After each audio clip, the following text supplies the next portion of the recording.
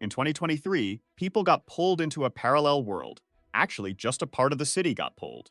This place is part of a game by powerful beings, the players. The city's just a pawn. They roll the dice and their pieces move. You always get a mission. They're tough and varied. Your goal is to keep the pawn safe till the end. That's it. Pawn 76 and the hero couldn't save the city, so it collapsed. Everyone in the pawn voted. This is just our hero's record. This info might help them avoid ruin, so he hopes they don't share his fate. Never go against the players, even if you're strong. Everyone's just a piece in their game. A huge spear hits the city's cube, destroying it in one blow. Dead bodies are common. Someone walks to a corpse. He grabs the skeleton's records, calls the strategies good, then tosses the book away. Walking off, he says he knows it all. A huge being looms over everything, holding other cubes. He attacks, but it's easily stopped. This is our legend. Pure drip. The player attacks again, but the hero quickly counters. The hit caused a red explosion. The powerful being dropped dead. He warns everyone can beat players. Just get a guidebook. He won't wait for his end in this stupid game. He'll end it before going back home. This is his huge ending. On a totally normal day, people were just chilling and talking. No one expected this. A blue light popped from the ground, scaring our guy. Everyone around ran for their lives. This day ended a peaceful era. After teleporting, the boy's scared. He notices something. He sees the wall is now a barrier. He shouts, wondering what's happening. Most people get a huge headache. The boy's like, this only happens in novels and webtoons. Even weirder, a system window pops up. Game started, roll the dice. He hesitates, everything's so fast. A girl points up, asking if anyone sees the cube. He realizes it's a huge die and some random person rolls it. The system says pawn 8 moves 3 spaces the whole saga, still suddenly moved. People start shaking. Our boy realizes he's in a game. They're not players, but pawns in this game. Players are the ones who roll the dice. The whole city is the pawn. It's strange they summoned them too, not just the city. The system warns, space hit defensive field, roll the dice. After rolling difficulty drops 1, defense is 3 days. Then, a map appears next to the city. They connect like puzzle pieces. Everyone asks what they did wrong. System warns, defense starts soon, lose all base points, game over. If this happens, the pawn dies. People say it's crazy, everyone will die too. He stays calm, can't lose his head, just focus on the alerts. System says roll dice, mythical is the top class. An old man says something's coming, some think it's rescue. Up close, they're ferocious monsters. Everyone runs, of course. The creatures keep coming. Sadly, the weaker ones got caught first. A beast appears behind the boy, swinging a huge club. It hits him, throwing him far. While flying, he realizes humans were summoned to protect the pond. He crashes into cardboard boxes. Everything clicks. They must protect the city until a final goal. The dice game is being played by unknown creatures, maybe gods or demons. The ogre who hit the protagonist just watches him lie there. They thought about finishing him off. The girl with fire wings appears, her spear hits the ground, causing a huge blast. A fire cyclone rises over the ogres. All of them burn easily. The people who almost died wonder who killed them all instantly. Her name is Go-Haiju, a common citizen, level 1. She tells the wounded to fall back, as the military is forming a defense line, and reminds everyone to roll the dice. Everyone's confused, but she tells them to roll fast. Those with rare items should help, others retreat. After rolling, they get weapons, shields, and powers. Everyone follows the girl, charging the monsters. Normal life ended that day. A new era began. Many will die, but heroes will be born. After the fight, Choi Yul is unconscious and badly hurt. The die he held fell when he passed out. But this made him capable of anything. The die lands on 100. A light shows something amazing, soon known as the greatest trash. It's Christina's book, full of info, but it's greedy. Only the owner keeps rewards from this knowledge. Others get marked. The battle left many injured, dead, and the base wrecked. White-haired girl asks if it's over. They shout in relief. A military truck arrives. The Korean army helps wounded civilians. The guy praises Haiju. Many survived thanks to her helmet's mental strength. Tired, she asks if it's over. He doesn't know. Network issues. They're using radios for reports. For now, they head to Namsan Tower. The protagonist shouts it's not over. The boss appears soon. His book has all the info. They ask them to look, but it's blank. Haiju guesses only the holder sees the info. Kwan thinks this item is super OP. Info is power now. He needs proof it's real. The book describes the holder's items and traits, like her helmet is a set. He tells Haiju her lullaby is Schult Mountain and her weapon legendary. She stops him. It works. He's sure the boss is coming. Tells Yul to wait, he'll talk to HQ. The voice says he's a system bug. World problems are too easy for him, so they keep him locked up. like an operator finding a system error. Quan shouts, if he ever gets out, Soon got HQ's okay. No trust but nothing else to do, Soon.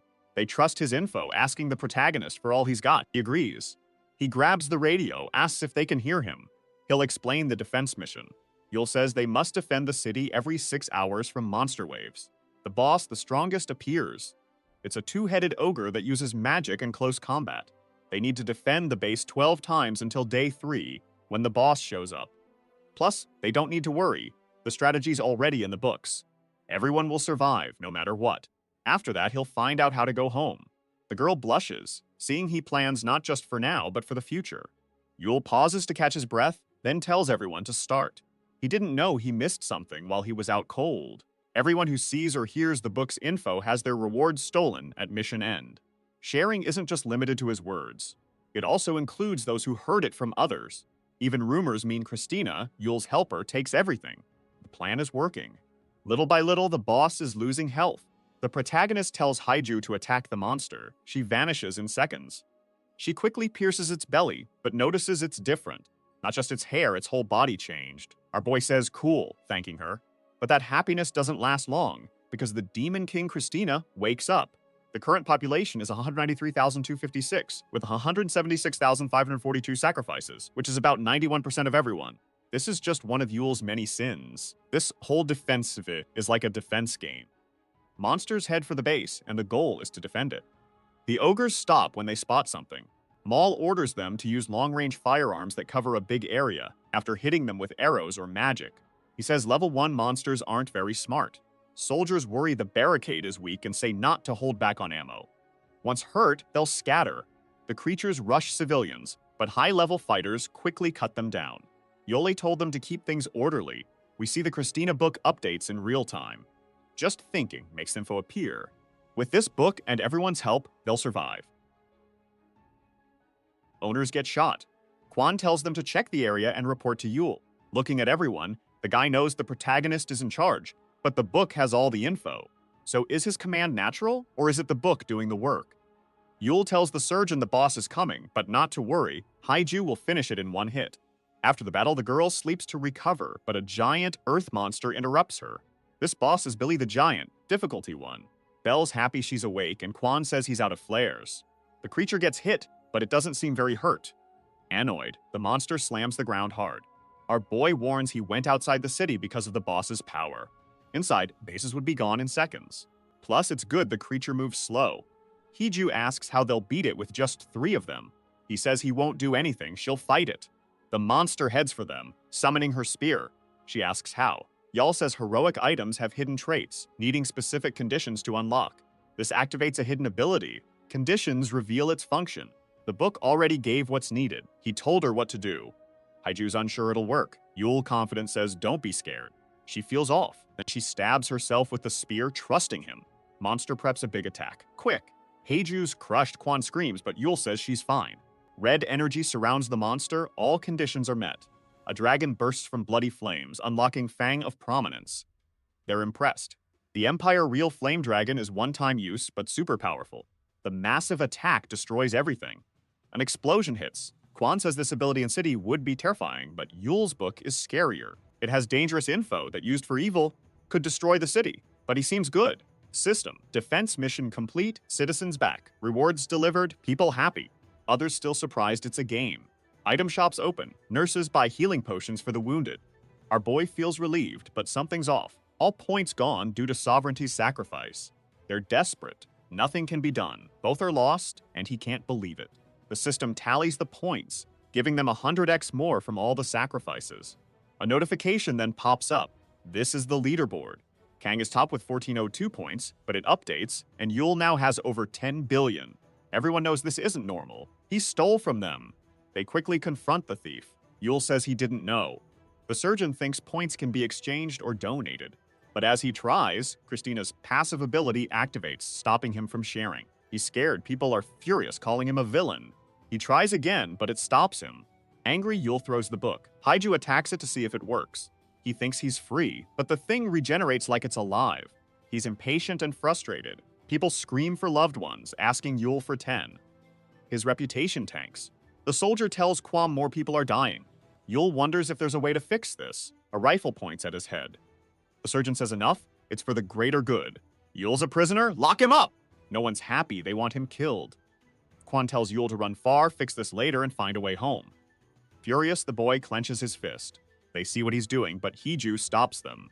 Yul spends all points on agility and vanishes. Everyone's furious. The system notifies them. The next wave is less than 24 hours away.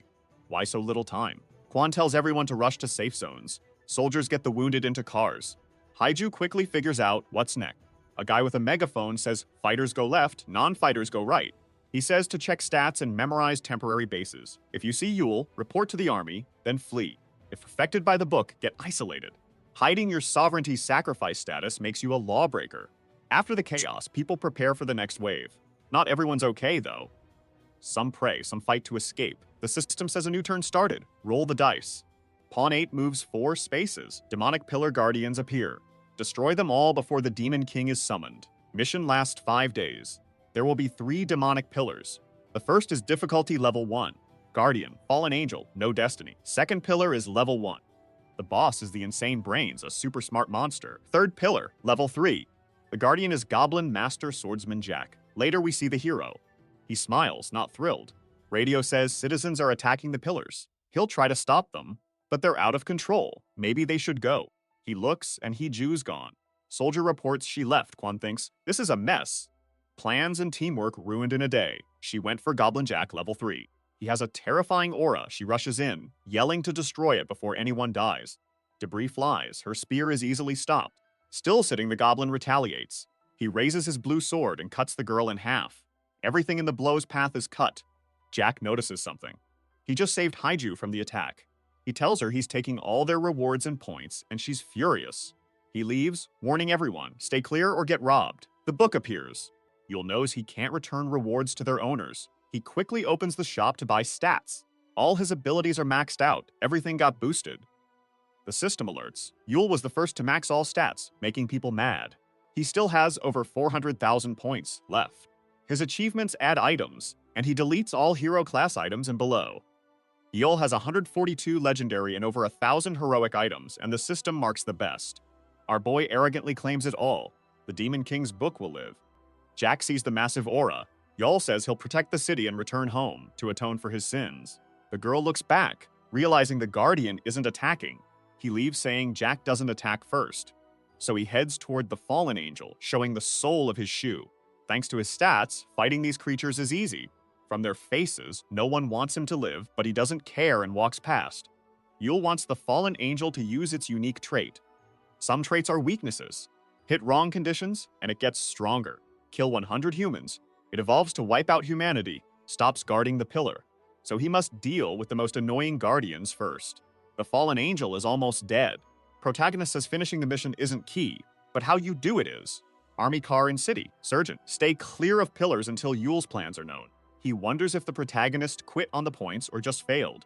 He seemed good but can't trust assumptions. That kid's smarts could dominate the city. Hiju wouldn't win. Yul's clash is happening ahead. Both notice it. Red energy appears, throwing the car. Quan staggers, wondering what it was.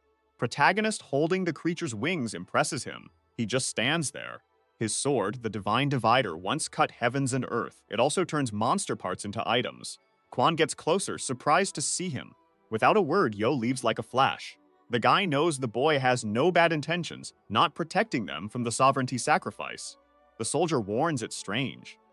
The Fallen Angel is still alive. Conditions were met after its aura, and wings were removed. A special trait unlocked, and the angel transforms. Renamed the Beast of Corruption, God doesn't care about it. Quan says military life is hell. A great dust cloud is raised. Soldiers arrive. A guy running realizes these 3 are stronger than the last invasion. He soon thinks the protagonist left this monster for them. But it doesn't stay still, attacking everything, human or not. It only wants to kill. Soldiers run in fear. Quan's helmet protects him. He shoots the monster, getting its attention. He plans to hold out until reinforcements arrive. But the monster jumps at him. He knows holding on can save many lives, but he's quickly crushed. Yul watches, looking terrified. He says one is down. A green aura lights up the monster's hand. The strong energy hurt it. Quan's helmet unleashed its hidden ability. It activated. A god takes over Quan, giving his weapons divine energy. He shouts the goddess's hammer will wipe out the fallen. The Fanatic ability activates, giving soldiers power-ups. They're crazy, but strong. Yul thinks this is worse. Before Quan's superior gave him a position, he says Quan will be battalion leader. Quan's uncomfortable, but can't do anything. Writing, the superior says the lack of info is bad for the situation. They need someone calm like Quan. Also someone super rational, someone who never loses their cool. A calm, logical person. But it seems this part of Quan was wiped out. A soldier uses his ultimate, the divine buttstock. They're hitting the monster, and it's working. Quan plants the flag in its head, shouting it's for the goddess. His group took down the tower, and his superior is impressed. Looks like the protagonist's plan worked. Even after transforming, the monster's health was still low. Plus, their contributions reset, giving Quan all the rewards. He looks over and asks what they think. Amazingly, the boy is talking to Jack. Yulplay says not talking to others because of the book was bad, but the goblin helped him.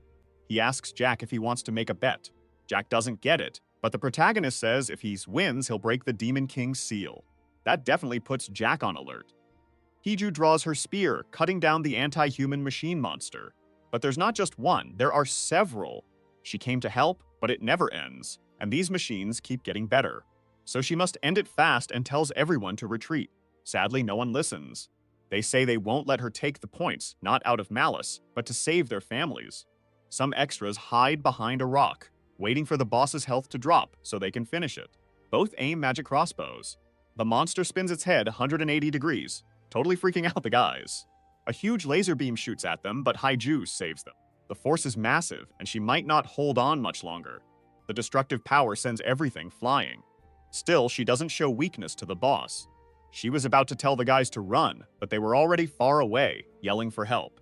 The creature's acting weird, figuring out how to beat Hiju. After analyzing, the machine becomes unbeatable. She knows she has to stop it ASAP, but other monsters stop her, leaving her stuck. To get out of this, Hiju transforms. She blasts all the monsters with fire. The boss just watches. She yells for everyone to back off. Then a huge fight with the boss begins. People run, scared of dying. A light beam hits the creature hard. The explosion throws civilians, but she smiles, relieved. But nope, the creature blocked it, becoming a level 2 boss. Hiju sees it's gone. Seconds later, it's behind her, trying to attack her. But nothing's hurting the boss. Exhausted, Hiju passes out. Before passing out, she sees the protagonist save her. He splits the monster's head. He's doing something weird. Hiju wonders what. A strong attack emerges, cracking ground, things fly. The boss is alone. Where the girl was, nothing's left. It realizes target Hiju disappeared. Trace is found, so the boss tracks. The queen's brain was compromised. This activated its unique ability, Insane Order. The protagonist looks at the sky, saying the pillar took longer to fall. Both pillars are under attack by many people and pawns. The army is also moving to help. He could easily take them all down, but that's pointless. He needs to conquer the whole game, not just this mission. The city needs to get stronger. It needs a great commander and a strong champion unit. The girl opens her eyes. Is she alive? Did he save her? Jack the Goblin helped her. She's scared, but he tells her to be quiet. Haju calms, then is impressed Jack can speak. The Goblin says he fixed her injuries, and with little time, they need to start. He adds Yul said, finding a teacher after a big defeat to grow stronger is a cliché. The girl gets none of it. Something's moving in the sky. It's the boss, still trying to kill Hiju. Target found, annihilation mode activates. Blue lights fill the air. Yeyu defends easily. He tricks the monster into thinking he's Hiju. The boss is still disoriented. Our boy steps back, catching its attention. The creature releases huge energy, rushing Yul instantly. Explosions occur. Civilians notice. The monster accidentally destroys the tower. Our boy looks at the book, saying this level should be enough. Calmly, the protagonist says the boss solved other people's problems, which is annoying. Sword and spear clashes are heard. Jack teaches Hiju, use that power. Flames appear. The goblin steps back, says not to forget. This power isn't hers, so don't overdo it and get hurt. Just take a portion. Don't use it all. You need to control it, not let it control you. Hideju's learning. After the fight, she talks about the protagonist's bet with Jack to beat the robot. Hiju wonders if that's possible. She feels uneasy. The goblin's silent. Jack asks why she let him teach her standing up. Hiju doesn't know. The game has unknown missions, and overthinking the end won't help. She must strengthen her body. That's her way of life. Goblin likes it. Jack thought Yul used her, but she's a martial artist on her own path. Goblin says he'll get tough. 3 days of training pass. Desolate people wonder when it ends. Fear stops humans from helping the army, then something cracks underground. This boss fought the protagonist. Yule confused it, making it see everyone as Haiju. Target found, annihilation mode, activates. Humans run to survive. It thought it hit the target, but was tricked. Monster notices something. The real Haiju appears behind it. A woman questions what that is, because in front of her stands an angel. The girl inherited Jack's swordsmanship and now has the illusion blaze armor. The goblin and protagonist watch the fight. Our guy asks her chances of winning. Jack says it's 50-50 since the robot's her natural enemy, but her martial arts give her an edge. Her hit throws the creature back, but it quickly counters. Jack says if his seed grows right, that machine's no problem. 3 days passed, only one pillar was down. But soldiers kept pushing, and the second pillar finally fell. Hiju fought the boss for nearly a day, then defeated the Sing. Mission's end awaited, citizens healed, back in game. Days passed since mission started. People's confidence grew, and they're ready. Happiness returned, thinking Yole wasn't needed, but he helped. Jack's apprentice won, so he'll keep his promise. His turn, army gets food.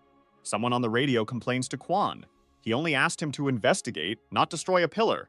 Quan tiredly tells the surgeon to forget it. Then he says he'll promote Quan if he does well again. Quan doesn't like it but can't do anything. Haiju gets his attention, saying they should go. Quan asks if she'll be okay, and she promised her master she'd manage. In her memory, Jack says next time Haiju meets him, they'll be enemies. The surgeon worries if he can win. It's a level 3 monster, and even Haiju couldn't beat it. Quan questions the protagonist's intentions. A loud noise startles them. The portal above is breaking, and the girl sees who it is. The person causing the commotion is Yule. His kicks make everything tremble. After several hits, the Demon King's seal is shattered, leaving everyone speechless. This changes things. A special rift appears. The mission, beat the Demon King. Fail, and it's game over.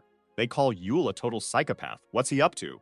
Jack's surprised, saying humans are interesting these days. The goblin jumps into the rift. He lands on a rock, ready to kill. Poof, monsters are dead.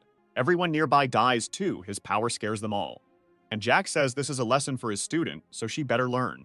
He vanishes, hoping to see her again. The protagonist entered the special rift.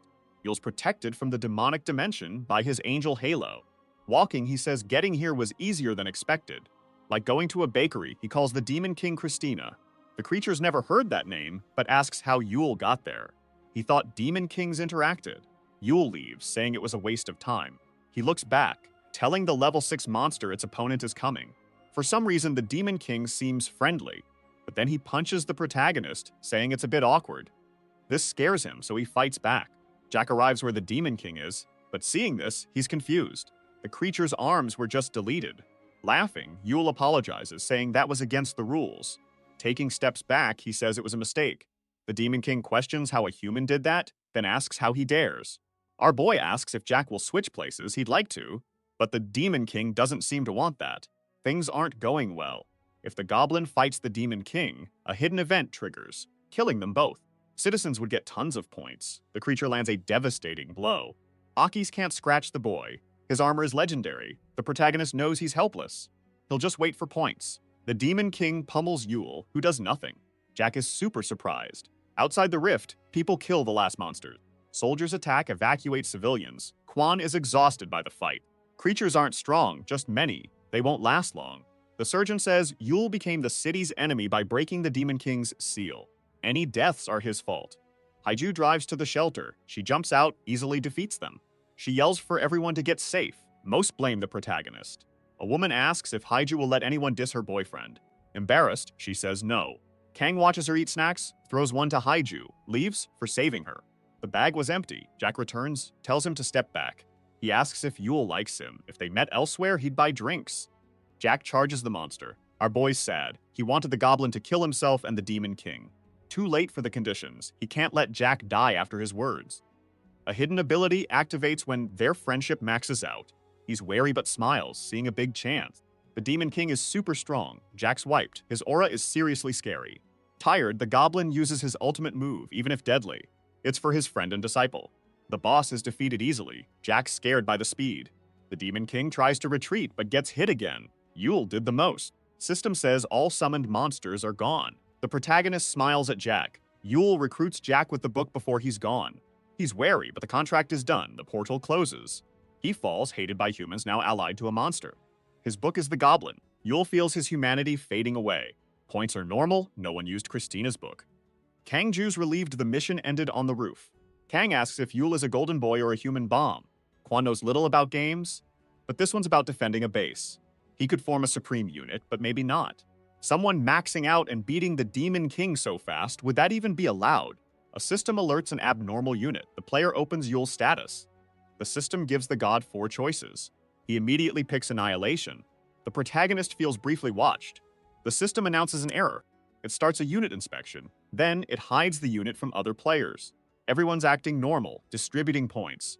One guy has an item to send his voice far away. He says everyone got new dice, from common to mythical. Quan got a heroic fork that always returns, even if lost, but he sees some items are bad too. Apparently, you can trade your gains. People are already recruiting for groups. Quan remembers Hiju saying she's not great in military stuff. Many are scared, and he needs to help them. The girl tells him not to worry. She'll help with missions when she can. Quan says humans adapt fast to extreme situations. We calmly watch the protagonist. He says the citizens are doing well. Quan and Hai Yu have roles here, but how they act is key now. If Yul's decisions are wrong, the city's ruined. Our boy was about to plan when someone calls him. It's Kang who says hi. Yul checks his book to see who she is. Even knowing, he asks how she got up there.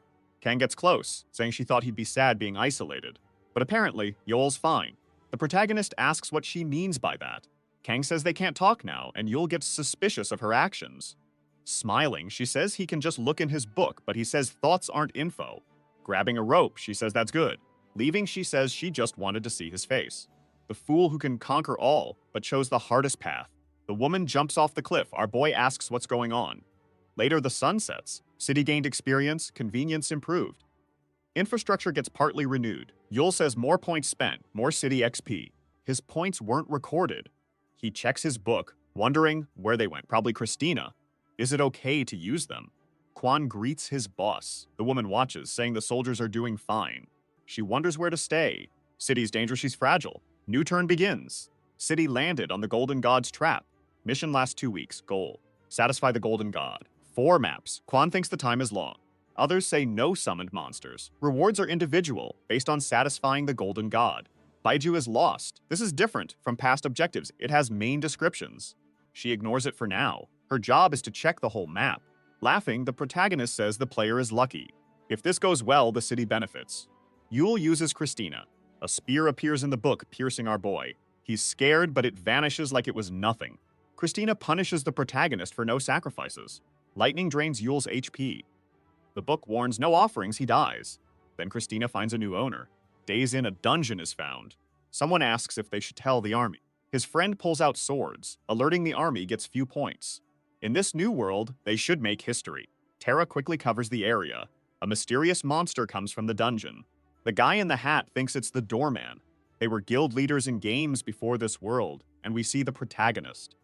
He looks crazy, telling everyone info. Yul needs to use poison, but the guy doesn't care and tells him to stop. Our boy ignores him, saying there's a secret dungeon after this one. Hours later, the same person is mad about being a sacrifice. He says it's unfair. The guy with glasses mentions Yul is max level. All they can do is cry. Plus, this is an isolation zone for people like them who became sacrifices. Everyone talks about the protagonist, how desperate he seemed. One guy says it was so scary he almost peed himself. Still, he wanted to keep hunting, but not help Yul, so he came here. Our boy looks at the book. It says 2,000 people are registered. For now, the punishment will be slightly less. Yul says it's more bearable now. He suspects this wasn't here before and realizes Christina is hiding things. Smiling, he says this won't stop his plans. Christina thinks she controls him, but she'll see who's really in charge. This excites him, and soon he'll try something new. Sector B, Emperor Griffin's Nest. Its difficulty is 3, and it has ancient dragon blood. The monster charges at the boy to beat him. Elsewhere, Haiju attacks a creature, an earth troll, difficulty 2. She's training her martial arts. She quickly takes down the monster with 1 hit. The girl thanks her master for the training. Kang finds a chest and tells Haiju. Haiju says to drop the formalities. Suddenly, they argue. Haiju calls Kang a Purina and asks why she's there. Shamelessly, she says sticking with her is better. The girl is shocked. Kang asks if she'll abandon a weak citizen, which surprises Haiju. She tells Kang to wait. Later, Haiju gives a third of the items. Kang says quality over quantity.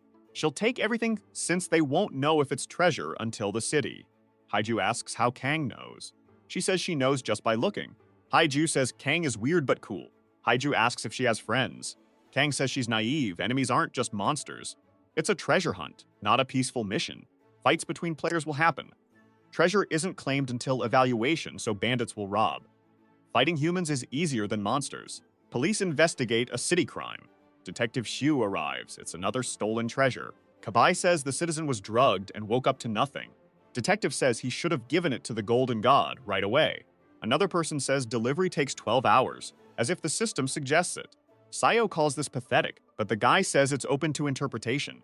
Both officers question the man's attitude. Suddenly he shouts that Yule has appeared, riding a griffin. There was no time to react. Seo has a legendary item and immediately attacks the protagonist. That hit makes a crater. The man in the suit says to evacuate everyone. He thinks Seo's attitude is good, but Yule's max level, it's suicide. If this keeps happening, he'll die soon. The detective is shocked Yule didn't die. Plus, the guy didn't even try to dodge or fight back. Later, news spreads that Yule was caught and questioned without a fuss. People are hyped, grabbing gear to hunt treasure, since the protagonist isn't around. The Golden God isn't happy, but who cares? Let's head to the Goblin Village. The creatures there are getting wiped out one by one. A soldier named Huang says this part is clear. Deeper in the village, there are more monsters. Lee shoots goblins with his heroic weapon. They drop to the ground from the hits. The soldiers argue, letting a monster escape. But the surgeon quickly steps in and hits it. He says they'll both run 10 laps around the whole city when they get back. He tells the commander the area is clear. Quan says they're almost done too. A mage goblin summons a bunch of stones. Smiling, he says when his god arrives, no one can stop him. Their end will be tragic. A soldier quickly uses his explosion ring. His name is Kim, and he's level 3. A huge explosion happens and the goblin is defeated.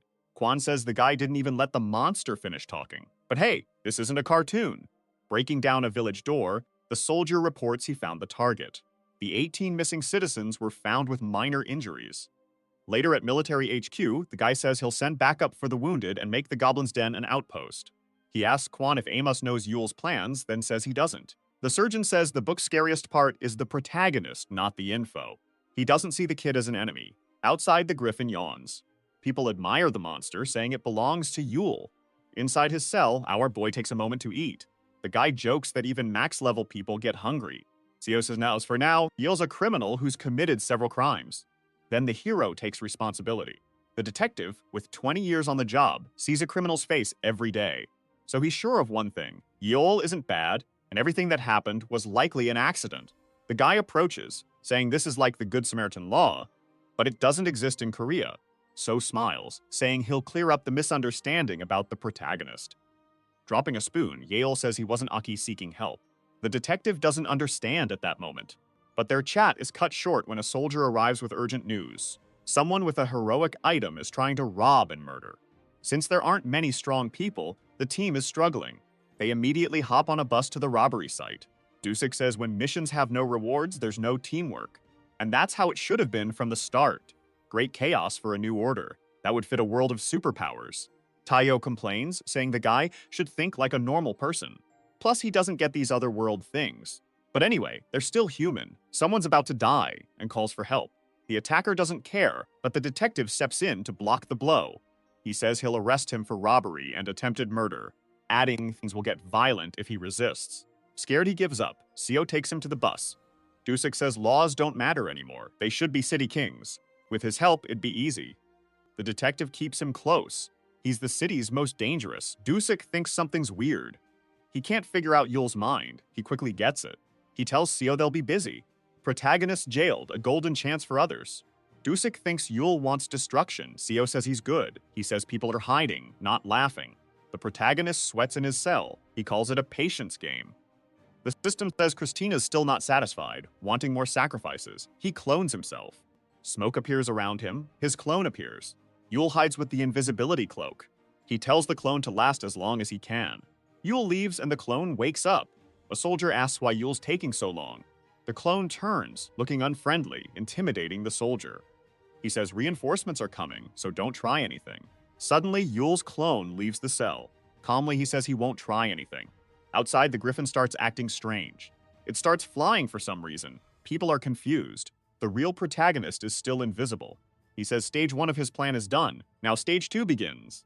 The army split into 2 groups, one inside, one outside. Citizens could choose a side too.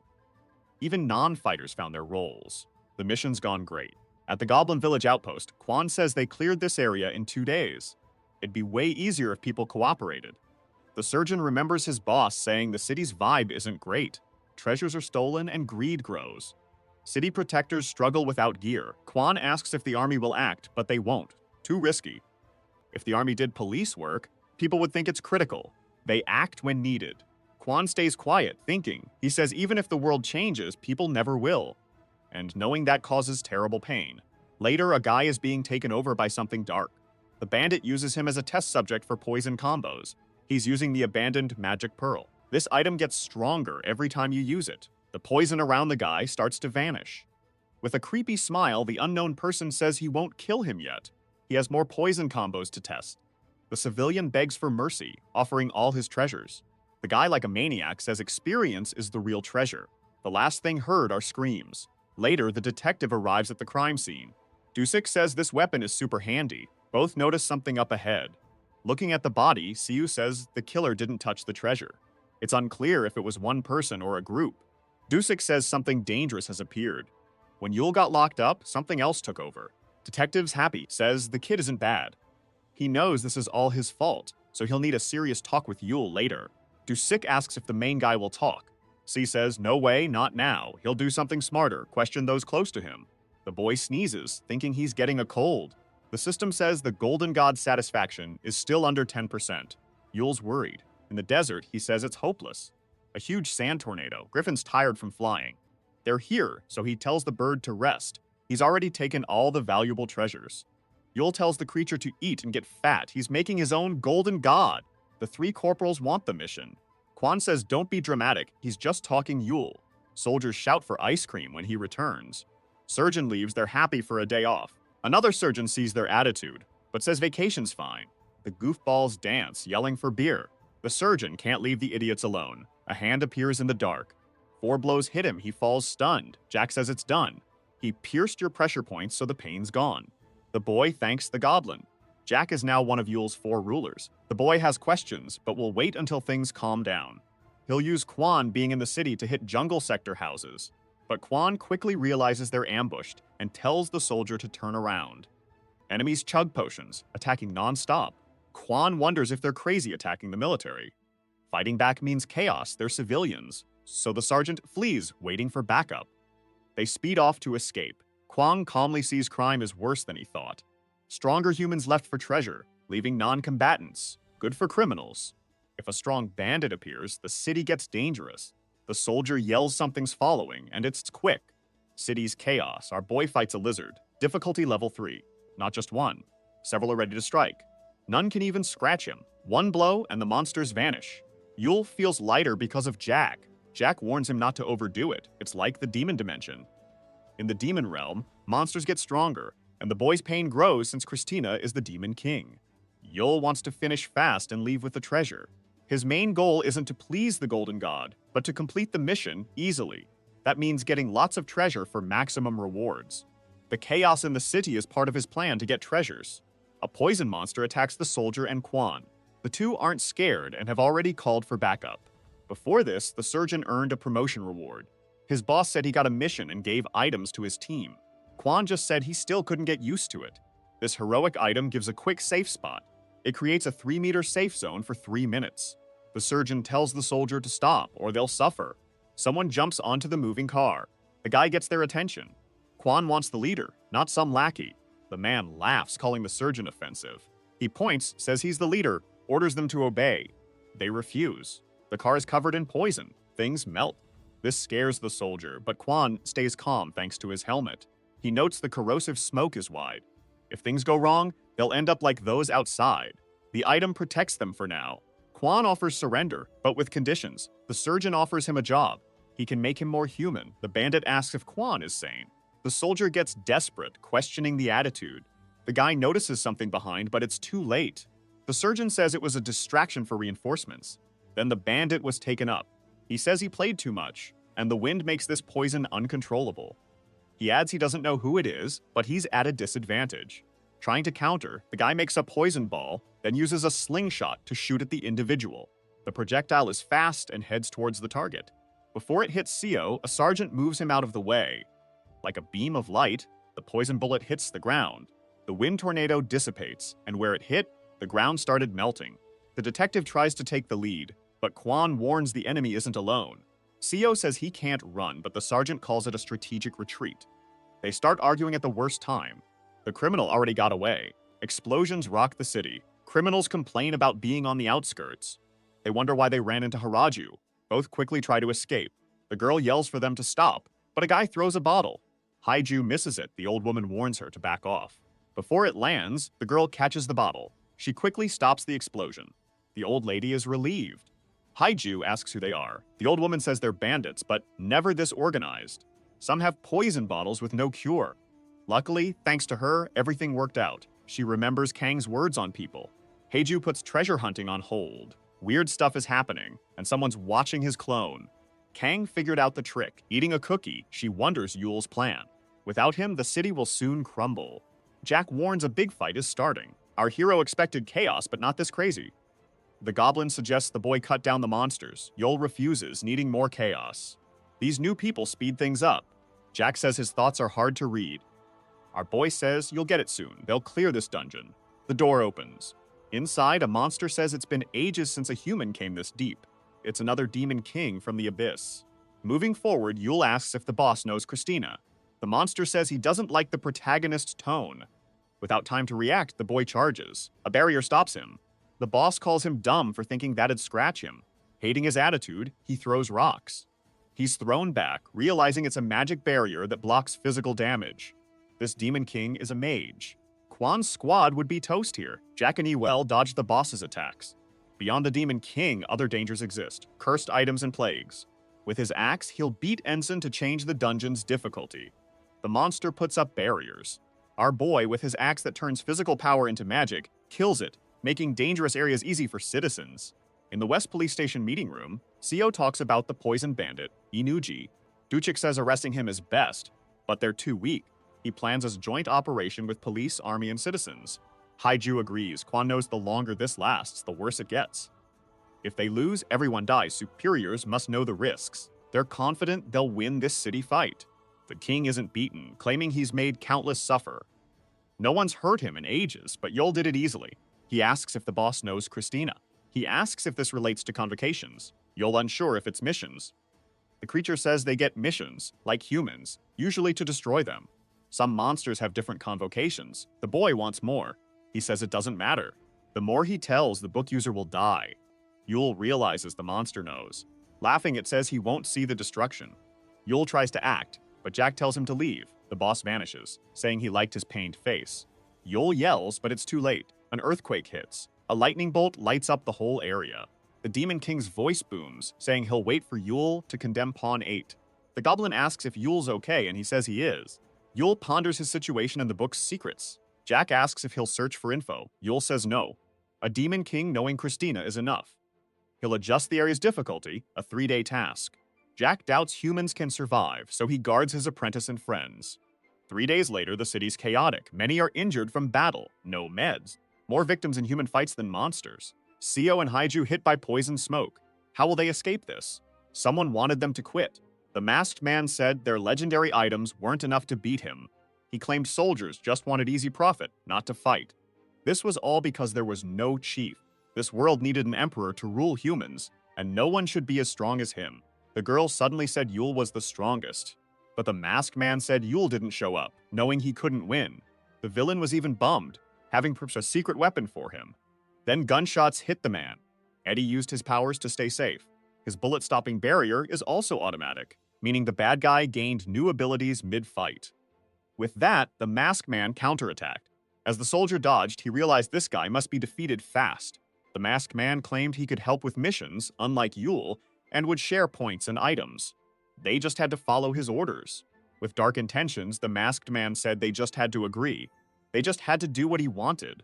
The detective charged his gauntlets, attacking hard, telling the serpent to raid a dungeon. The masked villain blocked the wind, saying he'd adapted. Both spearmen and police officers were startled as something came from underground. Slime snakes rose, trapping them in a poison sphere. Luckily, Haiju made a barrier to protect herself and the inspector. The serpent said their powers were useless against him. He decided to spare whoever's scream brought him the most joy from his poison. He only wanted one kind of scream. The barrier broke. Inspector Seo covered Haiju, shielding her from the bites. The dragon warrior claimed to be higher level, but the police officer ignored him. His duty was to keep her safe as the elder. The serpent disliked this scene. He was about to say his desire. A sudden wind blew his poison away. This confused everyone. Jack sheathed his sword. Disappointed Hiryu struggled against a weak foe, expecting more from his student. Both Seo and Haiju were surprised to see the goblin swordsman. The serpent knew him as a monster from the last mission, confused why he didn't vanish. Jack wanted to teach the young one a lesson, but they were short on time. An emergency notice popped up. A rumble came from a huge pile of gold and an empty pig shell. Another golden deity, competing for the herd leader spot, was found after growing up. The city's mission changed. Citizens could now choose which golden pig to give treasures to. The deity with the most riches would win. Everyone read a new notice. Those who picked the winner would get big rewards, but losers would get nothing. People blamed the protagonist. Seeing the desert's golden deity had more wealth with only one participant. Even the serpent's crew wondered if Yule was behind it. Then the masked man was shocked. The city uniting against one villain, an old trick. The protagonist, arriving on his griffin, said a simpleton relying on one item couldn't fill that role. Seeing Yule, people said he'd never give up and looked evil. One man suggested heading back, but another said the serpent was there. Still, they ignored the small villain, focused on the Greed Lord's servant, who made the serpent shake. The masked man attacked Yule, unleashing a giant venomous snake. Seo and Haiju were shocked the giant snake ate Yole. The serpent decided to kill him for mocking. Yole was calm, unlike his griffin. The griffin cut the serpent's attack with its beak. The masked villain was confused. He was surprised the venom-eating griffin swallowed the poison bomb for its master. Yule suddenly appeared behind the villain, startling the serpent by asking why his poison failed. Yule refused to explain, flicking his head and telling him to stop bothering people. Seo and Hariju were shocked. The serpent was defeated. Yule claimed the desert's deity. He warned that anyone giving his pig treasure would face the demon Greed Lord. With an evil grin, he challenged the city to solve it, then flew off. His acting was so bad, everyone was shocked. Even Jack had to comfort him. At sunset, a huge tornado hit near the city. An urgent meeting discussed gathering enough treasures to beat Yule. Haiju asked citizens to team up. Shiu said Yule was the biggest enemy, but other urgent matters were pressing. The inspector suggested facing the problem like they did in their old world. Cooperation was key. Haiju said teamwork always helped humanity overcome challenges. Today's main goals were to beat the book wielder, finish missions, and return to Earth. Haiju lit her spear, asked citizens for help, and set them all on fire. A blonde was stuck behind bars. This guy had the orb in his hand, full of anger. A new morning started in the trapped city. City Union gave first mission rules. Lairs were for hostile monsters not living underground. Lairs were easy. Monsters were spotted from far. Not much loot, but maybe a rare, valuable item. Then came dungeons. You couldn't find them without going in. Dungeons had the best loot, but don't go alone. It's too dangerous. Get help from an experienced army or police fighter. An old man sorted treasures for the city. Loaded trucks entered, then flying monsters suddenly appeared. Adventurers fought back to reach the city. Almost home, others waited. City humans attacked monsters to protect trucks. Third was the Treasure Evaluation Center. Treasures were valued inside the center, with guards protecting adventurers. They found an epic treasure, the idol of the true god, valued at 1,000. Hunter was thrilled by his find. Numbers were written on a board. Yuchoi was richer than the city after conquering jungle and canyon. The desert, where the book wielder hid, was the only unknown. Citizens avoided dangerous areas, but now could explore. A shiny hair was on the table. Seo learned this hair was Yule's. His partner said if Yule mentioned the desert's deity, people would avoid it, scared. The boat wielder played the villain, to make people face their fears. The angry inspector broke the table, rejecting his idea. This way, the mission wouldn't matter, and Yule would always be that bad guy. His partner just thought about it. He got Yule Choi's thinking. Yule wasn't just on this mission, he was planning the whole game. Yule knew the city needed to work together and level up. He likely had a plan to win the treasure hunt, pushing them past just looting. A giant stone tablet with scriptures was found in the jungle. The blonde woman checked it. She hoped to profit from it, finding a new way to beat the treasure hunt. A big battle raged in the desert. It was the final day of the treasure hunt. Detective Xiu faced Yule, who blocked his punch. Yule's golden deity had 38 and fine 52 through 1095, but Yule was shocked to be sent flying. Xiu said he'd stay heavier than Yule, no matter his level. In the air, Yule was attacked by the Serpent and Dragon Warrior, who had 37,001,970, but the book wielder quickly dodged all attacks. The deity race ends in under 25 minutes. Yule then pointed out how little time the city had left. He called his opponents, the city's allied forces, and said they needed to work harder. 4 days ago, he was surprised by the Serpent's true identity. The mighty villain was actually Sung Wen Kang, a level 24 teenager. The arrogant kid told Hai to leave him alone, angering the hero tasked with watching him. But just as the Serpent moved, Haiju's spear flew past him. It was faster than the villain's orb, which set him apart from normal people. The Dragon Warrior got that info from Sung Wen's gang, who quickly betrayed him, making him look like a bad leader. But the Serpent didn't blame his traitors. The high schooler claimed it was their human essence. This made the hero call him a teenage edgelord. Someone's wishing orb was also an epic item, but he lost to the epic book wielder because the orb wasn't at full power. Once his strength peaked, even Yule wouldn't match him. Hengju worried when the Serpent claimed he'd eventually rule the city. The villain was right. The demonic book wielder beat him.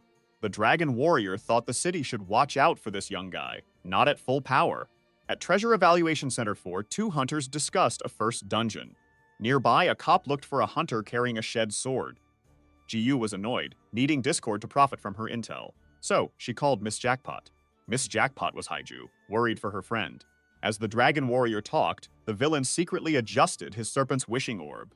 Jiayu asked the Spear Maiden if anyone would buy info. She'd gathered important figures. The helmet wearer had a question before the meeting. Wanted to know why the young villain was at their meeting. The man next to him asked for his presence, as the high schooler was talented. It was also a waste of talent in those times to ask Haiju to be his warden. But as the inspector angrily spoke, he quickly changed his tone after Chulman Lee interrupted him. According to the blonde girl's data, a golden deity could be eliminated before it became a full adult. Despite Yule being an obstacle, they still had a chance to win, so someone's help was needed. Just like he said, the city would eventually scream for him before he proposed a deal to the rest of the table. Yule and Jack were on a building's roof near the massive tornado. The swordsman asked if his master needed more victims for the demon lord of greed. He noticed Yule was still under demonic punishment, but the book wielder wanted people to get as much treasure as possible, as he found the solution for the victims. This time, the protagonist targeted those entering a lethal dungeon and those about to stumble upon a cursed item. Yole claimed he had to isolate some individuals for this mission, which intrigued the swordsman. With that, Selman came to them. A team of the lieutenant, inspector, high schooler, and spear maiden was getting close to him. There was also a truck escorting soldiers meant to help them fight Yole. Jack wanted to face them, but the book wielder stopped him. It wasn't his time to act. He should send his weakest servant first. A giant shadow loomed over the military trucks. The Emperor Griffin attacked the city's allied forces. Both Xiu and Haiju were surprised to see poison roaming around them. The Serpent ordered them to leave. The young guy decided to distract their first enemy. His teammates hated this, attacking from above. Meanwhile, the lieutenant told his units to find cover and help the heroes. The soldiers quickly obeyed. The Serpent stayed hidden, avoiding Yule's minion. He aimed to outsmart those manipulating him to kill the desert's golden deity. The gray-haired guy watched from afar. He figured the book wielder wouldn't negotiate. He and his men started their move. Killing the golden deity was just a distraction. Killing the giant pig would clear the mission, but it was impossible. Their plan: loot the desert. They needed many units to loot with only one trip. The Serpent was distracted with the desert deity. Leaving him in a weakened city was risky. Car stopped. The man was shocked. They found a ruined Earth city in the desert. Soldiers watched silently. He thought they weren't the only city. Eggy didn't expect his theory to come true. Citizens ruined this city by infighting, not monsters. It was full of treasure. Horses rotted a year ago. The soldier thought this city had years for the mission, despite their limited time. He was shocked when the Hat Man said both cities started simultaneously, but time was different. No way to prove it. But if true, the game's players could control even time. Claws started slashing. Xia faced Emperor Griffin. The inspector attacked the beast with chained punches, greatly damaging it. Suddenly, Kanju snuck onto its back, ready to strike. She apologized to the Griffin, saying they had to win, then burned the beast. Jack was super impressed. Seo and Hiju's weapons were top tier, giving extra stats and huge power. No wonder they were strong from the start. But their attacks hit too wide, so Yule made them team up to learn control. Training them needed an experienced team. The Griffin was down, so the Inspector and Dragon Warrior were shocked when it moved. Yule carried the creature, praising them for stage 1. Seo wanted the charade to end, not to kill the desert pig. Yule was surprised the man came to rescue him. Seeing him get Yule back made Yule smile. Yule dared Seo to arrest him, then flew off, leaving Siseo and Haiju alone. Suddenly, Haiju moved to defend the Inspector. Keiyu blocked a powerful attack, protecting all her allies.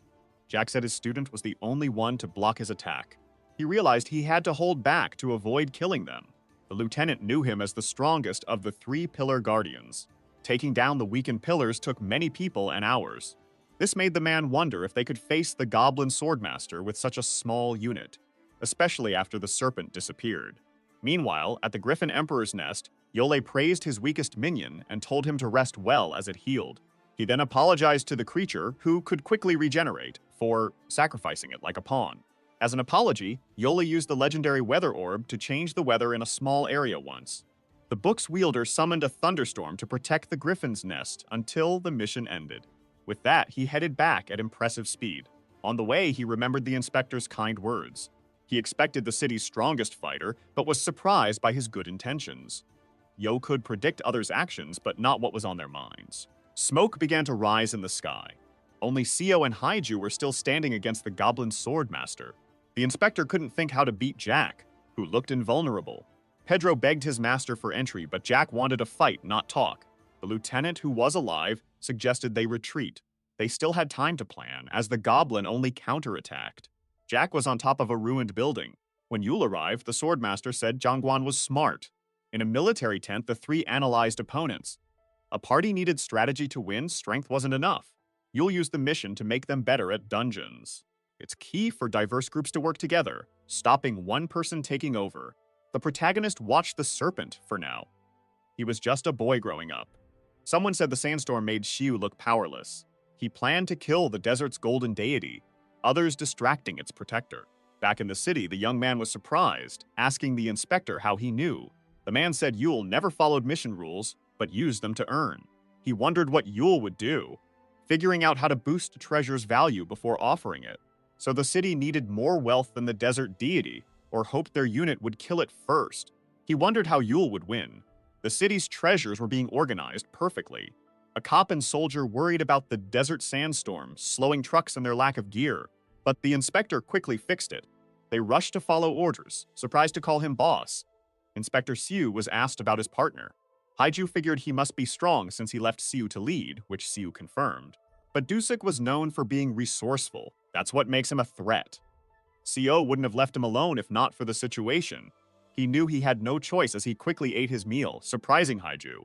The serpent gave it his all, but was still outmatched. He was defeated and thrown far by the huge sandstorm.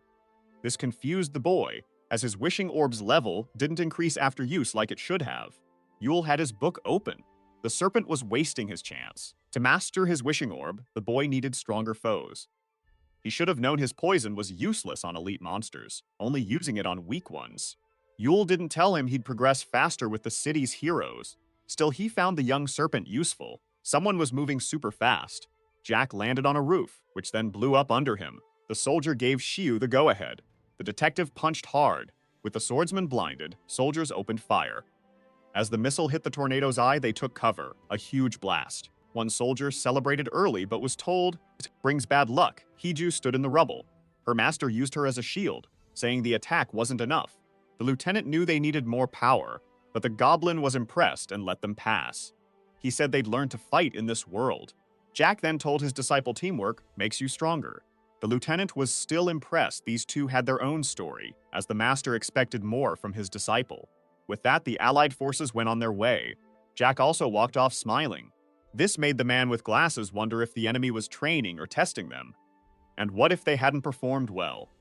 He then ordered his forces to stay alert, as the book wielder was as expecting them. The allied forces discussed getting past the tornado, but the detectives had an idea. With that, he decided to try something. In that moment, he pushed his limits. He opened a path through the tornado.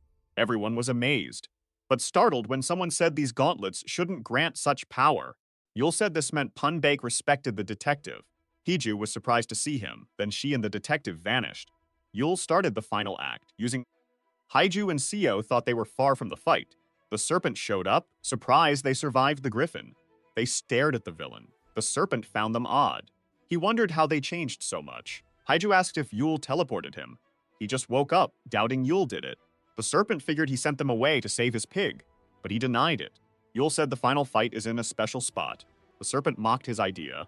Yul dodged his attack, surprised he knew. He heard it from those he harassed. Targets get into character, so he remembered it. Yul knew the serpent was the perfect villain. Soldiers lost contact, low on ammo. High schooler was out, but citizens might not get enough points. They had to find the dragon warrior. Race ends in 2 days. Time for the current plan. Haiju and Yul clashed, but the hero wanted to negotiate. The protagonist warned his pride would be his downfall. Everyone could kill the deity in 1 hit, full health, no defense. He laughed, letting the first hit kill his pig. But as the serpent got into character, Suyu and Haiju thought his acting was worse. The boy knew the mission, but 1 hit wouldn't satisfy his bloodlust. He attacked Yul from all directions. With a sword swing, the protagonist repelled the poison. He hit the teenager on the forehead, defeating the serpent again. Yul then asked Suyu and Haiju about their next move. There was no room for argument. Bear Dragon Warrior faced book wielder, serpent or not. Truck loaded. Cars full, soldier sent old man, guards, others home. No room for adventurers. They'd carry loot on foot. Dropping treasures midway would save time. He looked back. He honored the ruined cities fallen. Yul dodged Heiju's flames as Sue surprised him, but the wielder vanished. Anti-hero said he was stronger, telling them to step up. Yul's air shoes made him wild. Hiju was distracted by goblins, so Guan yelled in her ear. She apologized busy. Lieutenant said it was fine, they found them. Comms gone. Call ended. Hiju called Guan back, then saw a message from the helmeted man. Listen. Lieutenant wanted to discuss Yul's golden deity words, his mission clues. Greedlord victims, confusing Hiju. Guan wanted a battlefield report, writing it. Guan ended the call, asking the girl to buy time. Hiju was worried. She didn't think twice, diving into battle. It was sunset. Serpent finally woke up. Allies down, he laughed at the outcome. He faced Yul again. Yul said the serpent's abandoned weapon needed its power boosted. Careless use would corrupt the teenager. Serpent attacked anti-hero. The villain ignored the warning, just wanting to win. Someone contacted the Spear Maiden. The lieutenant finally had a plan. By night, the city's golden deity amassed 16 million thousand. It was a rough night for those trekking back from the desert, but a new dawn finally broke. The old man arrived to pick them up. The city now had 27,000 in treasure, with 116,554 participants. It was the treasure hunt's final day. The desert's golden deity amassed 38,552,895, beating the cities by 1.5 million. The serpent was annoyed and eager to level up after this mission. Siob got a sudden message with 21 minutes left. He told the Spear Maiden to get ready. It was time for the final move. Yold quickly dodged the rising tornado, but the detective wasn't finished yet. The book wielder found it harder to escape. With pain returning, the protagonist was losing control of his power. The serpent went for the kill, but was shocked to see the detective dash away.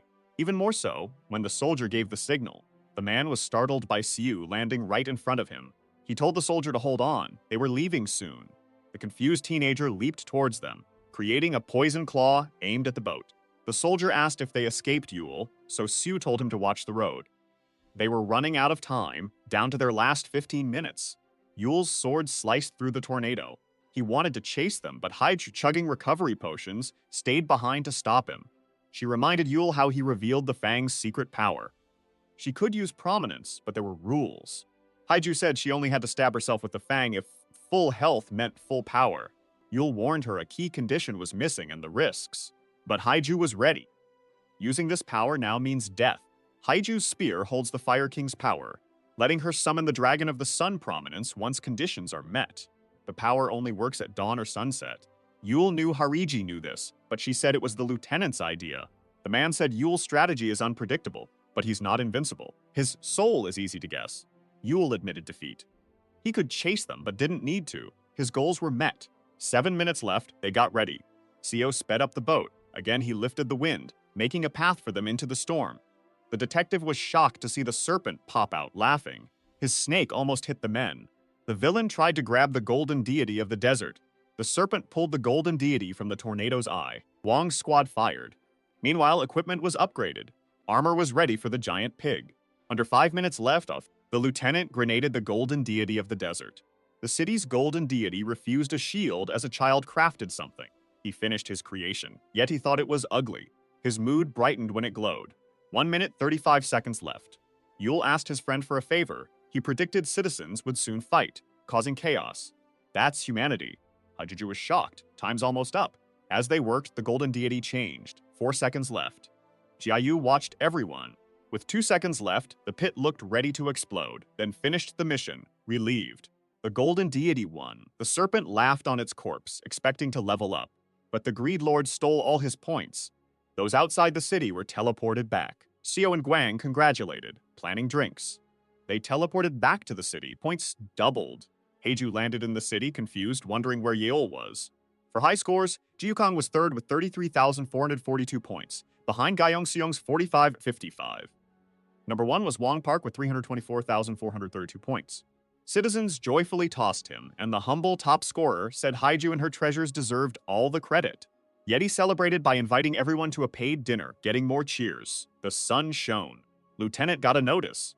His party received golden deity equipment, 12-faced dice for killing the rival, boosting heroic item chances. Wong found the deity's gifts generous, though luck decided rewards. The golden pig rewarded them. Until their next mission, they'd earn 10% more XP. The golden deity happily left. Yule was happy, with a day until the next mission. He stopped the greed lord's punishment with 10% health. Jack said the city saw them as enemies, but Yule denied it. The swordsman mocked him as his master declared himself the sea's greatest catastrophe. Yule was happy the citizens overcame it. It would take a huge disaster to break the city's morale. But when Jack said Yule guided them, he realized his master was lost in thought. The city had all the points needed and was energetic. A new city number 8 would rise after this break. A crowd gathered offering services to one park. The humble top scorer said Haiju was the real hero his company just helped. This confused him when 2 blushing men wanted to work for him. Citizens saw the Spear Maiden as a popular flame angel, fighting despite being a greed lord victim. This made 2 men obsessed with the dragon warrior. Haiju watched the crowd silently. She remembered Yeol's words, a ray of hope in dark times. Haiju would be the city's beacon of hope. She approached the crowd. She denied being the one. Kiriju invited them to fight as a guild. In the Middle Ages, guilds were artisan or merchant groups. In gaming, it's people with the same goal. Detective compared them to social clubs. Dusik confirmed many guild types. Siu asked if a guild option existed. The guild option was always in the system, but none were created since no one could afford 100,000 points.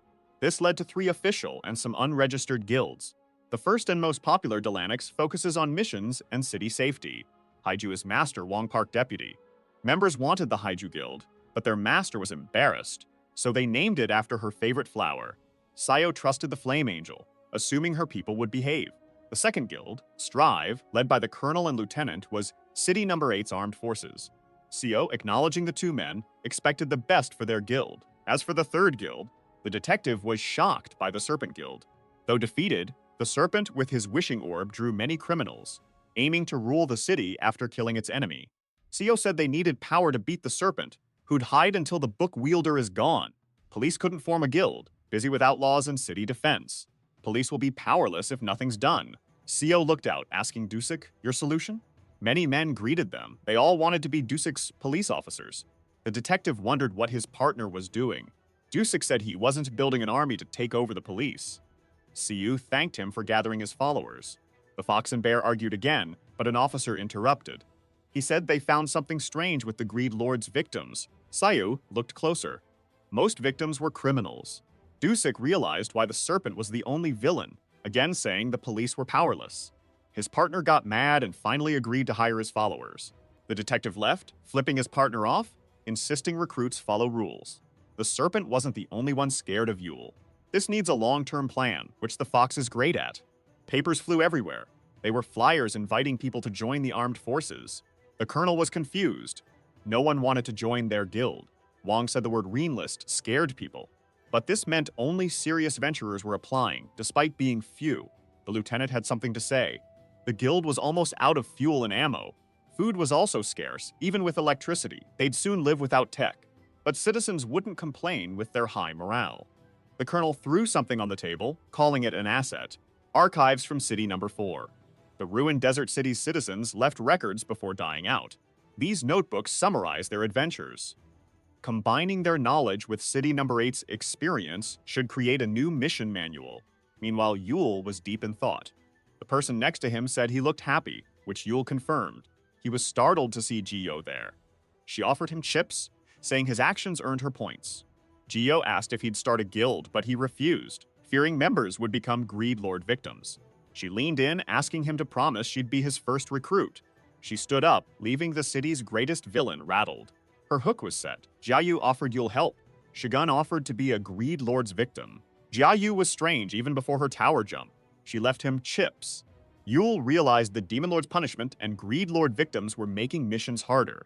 Yule confronted Krashna, helping citizens. The Greed Lord got no reward. Yule lost points betting on the Golden Deity. This warned the Demon Lord, don't block Yule's goals. The protagonist decided to repeat this strategy until it responds. He felt an answer was coming as the Greed Lord. Christina knew Yule could get it. Suddenly, the protagonist was in a huge, empty white room. A mysterious person, surrounded by flying books, looked familiar to him. Yule charged the man, recognizing him as the Greed Lord. He was in a chair. The entity was behind him, holding fruit. Yule tried to strike the owner again, but was magically back in the chair, formally dressed at a table. Yole was having a tea party with the Greed Lord. Krushina felt different. Yule felt powerless facing Krushina, the Greed Lord. The entity quietly sipped tea. Yule kept a cool head, as the Demon Lord seemed friendly. He tried to talk, but was surprised when he couldn't speak.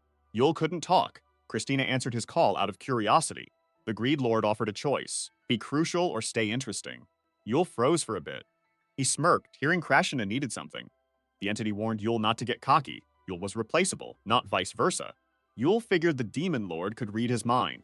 Yule faced a choice: stay a curiosity or become vital to the Demon Lord. The books looked identical but would morph based on his choice.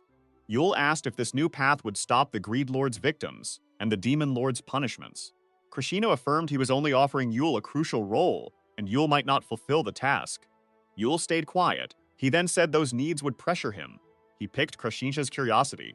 The chance was worth the cost. This mission let Yule change the fate of all captured cities. The antihero was shocked. City hit level 3. City jumped 2 levels as inhabitants used points. Player chose reward, partially restoring city. GIE saw more options than the dice. The entity was inactive. City number 4's player caused their downfall. City number 8's player was lazy or uninterested. He then summoned a summon helper NPC with random looks and gear. Citizens were warned to be careful. It would treat attackers as hostile. Her high stats and level made some admirers run away. Jiayu saw this new ally as a strong guard. The player's choice meant he was active or more dedicated. The player got a notification. Analysis showed Yule was a perfect unit, but an error was possible, so he had 3 choices. The player chose invasive analysis. It threatened Yule's life. Giant Hand decided. Yule fell into deep sleep. Yule wondered if Krashina meant other cities by units. The Demon Lord confirmed Yule could talk. This was a surprise. The book owner could affect the game. Krashina was way stronger than other Demon Lords. Yule had to choose now. He wanted to know why Krashina was summoned, but the entity said it wasn't invoked. Krashina wanted to steal everything the player owned, showing Yule how much the demon hated them. Yule had to choose. He remembered other Demon Lords saw players as gods, just pawns for missions. So Yule grabbed one of the 2 books. Christina smiled. As he faded, he said his chosen one picked the right obvious path. Yule was shocked he'd forget this secret encounter, leaving him disappointed. Christina said to keep things as they are, then Yule began to fall. Yule woke up, thinking he'd just fallen asleep. Yule sighed. The Demon Lord didn't answer. Christina said the book would guide him. The sun set on the city. Someone was running. Gio was in a hurry, trying to shake off her pursuers. A hand slammed the wall. Jiyu felt uneasy. Heiju found her friend to join her guild. Jiyu refused, telling Heiju to stop childish. She worked alone, so Heiju needed another recruit. Heiju hugged Gio, calling her a kitten she'd keep. She wouldn't stop insisting. Armed forces trained. Use the 10-point recovery after 30 minutes if unharmed. Use it for others to restore stamina, body, and allow peak performance, like a full night's sleep. This function really boosted work ethic. It let people go all out for 24 hours working non-stop. Yule trained with Jack, who fixed his stance. The Serpent ordered a bloody riot, knowing 10 points healed them. He promised his strongest subordinate would be second in command. This sleep-replacing recovery was vital for the next mission. The player rolled dice for a new turn. The dice landed on 4. City 8 was on Cannon Tower Square. Since this was a joint mission, citizens had to work together. Pool's book acted weird as the system found a partner. The system randomly teleports 1 to 3 cities on similar squares. City 17 appeared. Haiju figured the city, likely alive, was also pulled into the game. City 17 didn't look like Earthlings. If it was Earth, its people suffered. A dark night from this game piece stared. City 8 and City 17 were face to face. The map generated, connecting the two cities. The map was empty, with just a small cannon. Difficulty was based on the player's total dice rolls. The cannon tower difficulty was 11.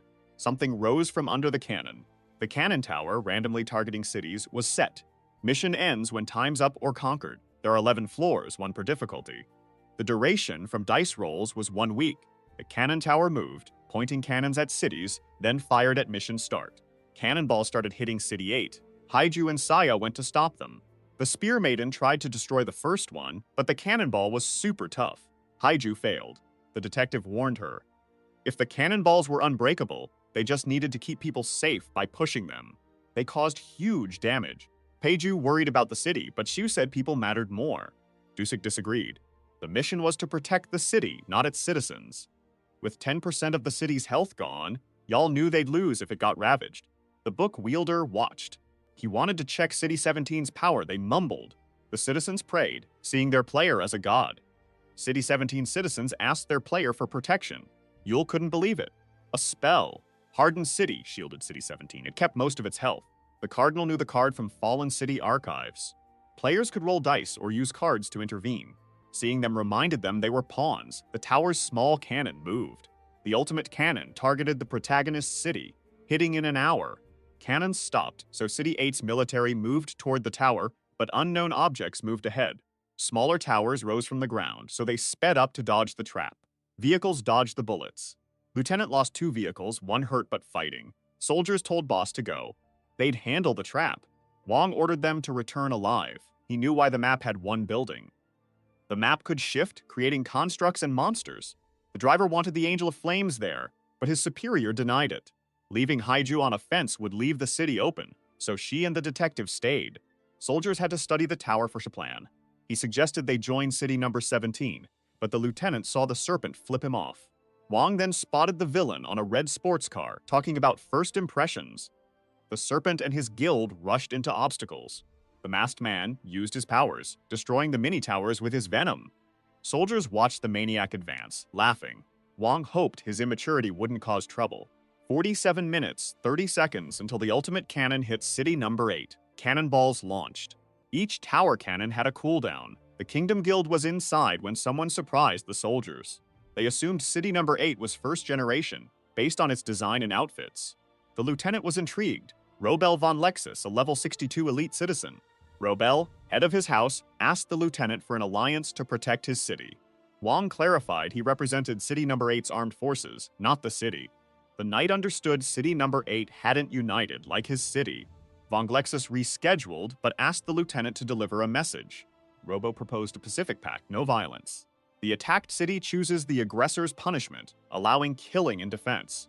He said this pact was to protect his city, offering a mission manual as goodwill. Robo said the cannon tower was his city's first mission. His city could repeat the same square. He gave his soldiers an unspoken order. Wong thanked the knight, offering intel on assets and problems. Robel was satisfied and proposed a meeting tomorrow. The lieutenant was curious. The knight wasn't interested in scouting the tower, but he assured him it was impossible to force entry. It was useless to force it open. A special ritual was needed. The closed door frustrated the serpent, so they needed preparations since city number 8 lacked protection. Yule was shocked. City 17 was active for 150 years. Jack found it odd Yule watching. The anti-hero was hard to get. The book's power activated. Yule smiled. He had to offer a world item to save 100 victims from the Greed Lord. Yule found the side quest odd and the reward bad. It was the Demon Lord's request. Yole thought Krishina, a monster, would meet him. Suddenly, anti-hero slapped his own face. He knew the task was tough, but Happy Crashin responded. He decided to fulfill the demand. Yole was sure he'd meet the Demon Lord, or force him to appear. Citizens were alarmed seeing their biggest threat in the city. Everyone was on alert. Suddenly, NPCs acted weird. Yole was targeted for invasive analysis. Time was up. The ultimate cannon fired, and Kujo jumped in front to stop it. The Angel of Flames clashed with the huge cannonball. Haiju remembered her master's advice. She needed all her strength to protect the city. Sia was powerless. Yule used Tathlum, the legendary weapon that pierced the demon god's eye. It could be used 10 times, but got stronger using fewer shots. Yule only needed one throw, though, to pierce the giant cannonball, using all Tathlum throws. The cannonball fissured, then left a huge explosion. Seo congratulated Hiju, but she denied it. The anti-hero helped. The explosion was so powerful the Spear Maiden knew they couldn't stop it. The ultimate cannon suddenly rotated. It would hit City 17 in an hour. Once the ultimate cannon fired, the map changed. The flat ground grew solid walls for soldiers to hide behind. The Lieutenant Wong finally understood the map. With their new allies' data, he could plan.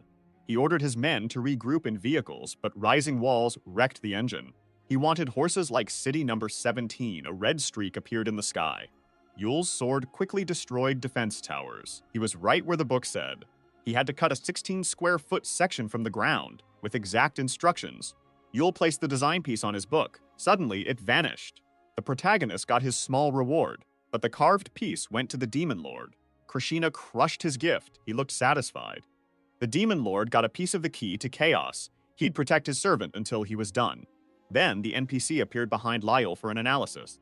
The antihero was puzzled by its presence. The NPC attacked Yule, who thought it was broken. He freaked out when it matched his strength and hit level 600. Yule bled for the first time. The NPC began the invasive analysis. Yule was shocked by its level jump. Yule and the NPC entered the quarantine zone. He desperately fought to escape. The NPC grabbed his leg, saying he was out of the mission. Yule was detained until the analysis. They thought Yole was a system glitch or hacker, getting so strong at such a low level. Yole grabbed the book, repeated the NPC, then angrily blamed the Demon Lord's book from the system, tossing it at the NPC. He'd be tested, pass, he's normal, fail, he's terminated. The developer's day fear made him compare them to his home world. All was ready. The new guild, the Raiders, set off. They used bikes to save the city's rare fuel. Raiders weren't fighting, just exploring the new map. Cannonballs kept hitting the city, its health almost down 20%. Seo said the city took damage, but Hiju said it was fine. Detective intrigued. Flame Angel, not the same city. Smiling, the officer agreed. The old man stayed calm. Dusik said to defend the zone. Spear Maiden could use the wall as a platform as it built. A raider called for help, but his guildmaster stared at a wall. Wong Park kept giving orders to his men.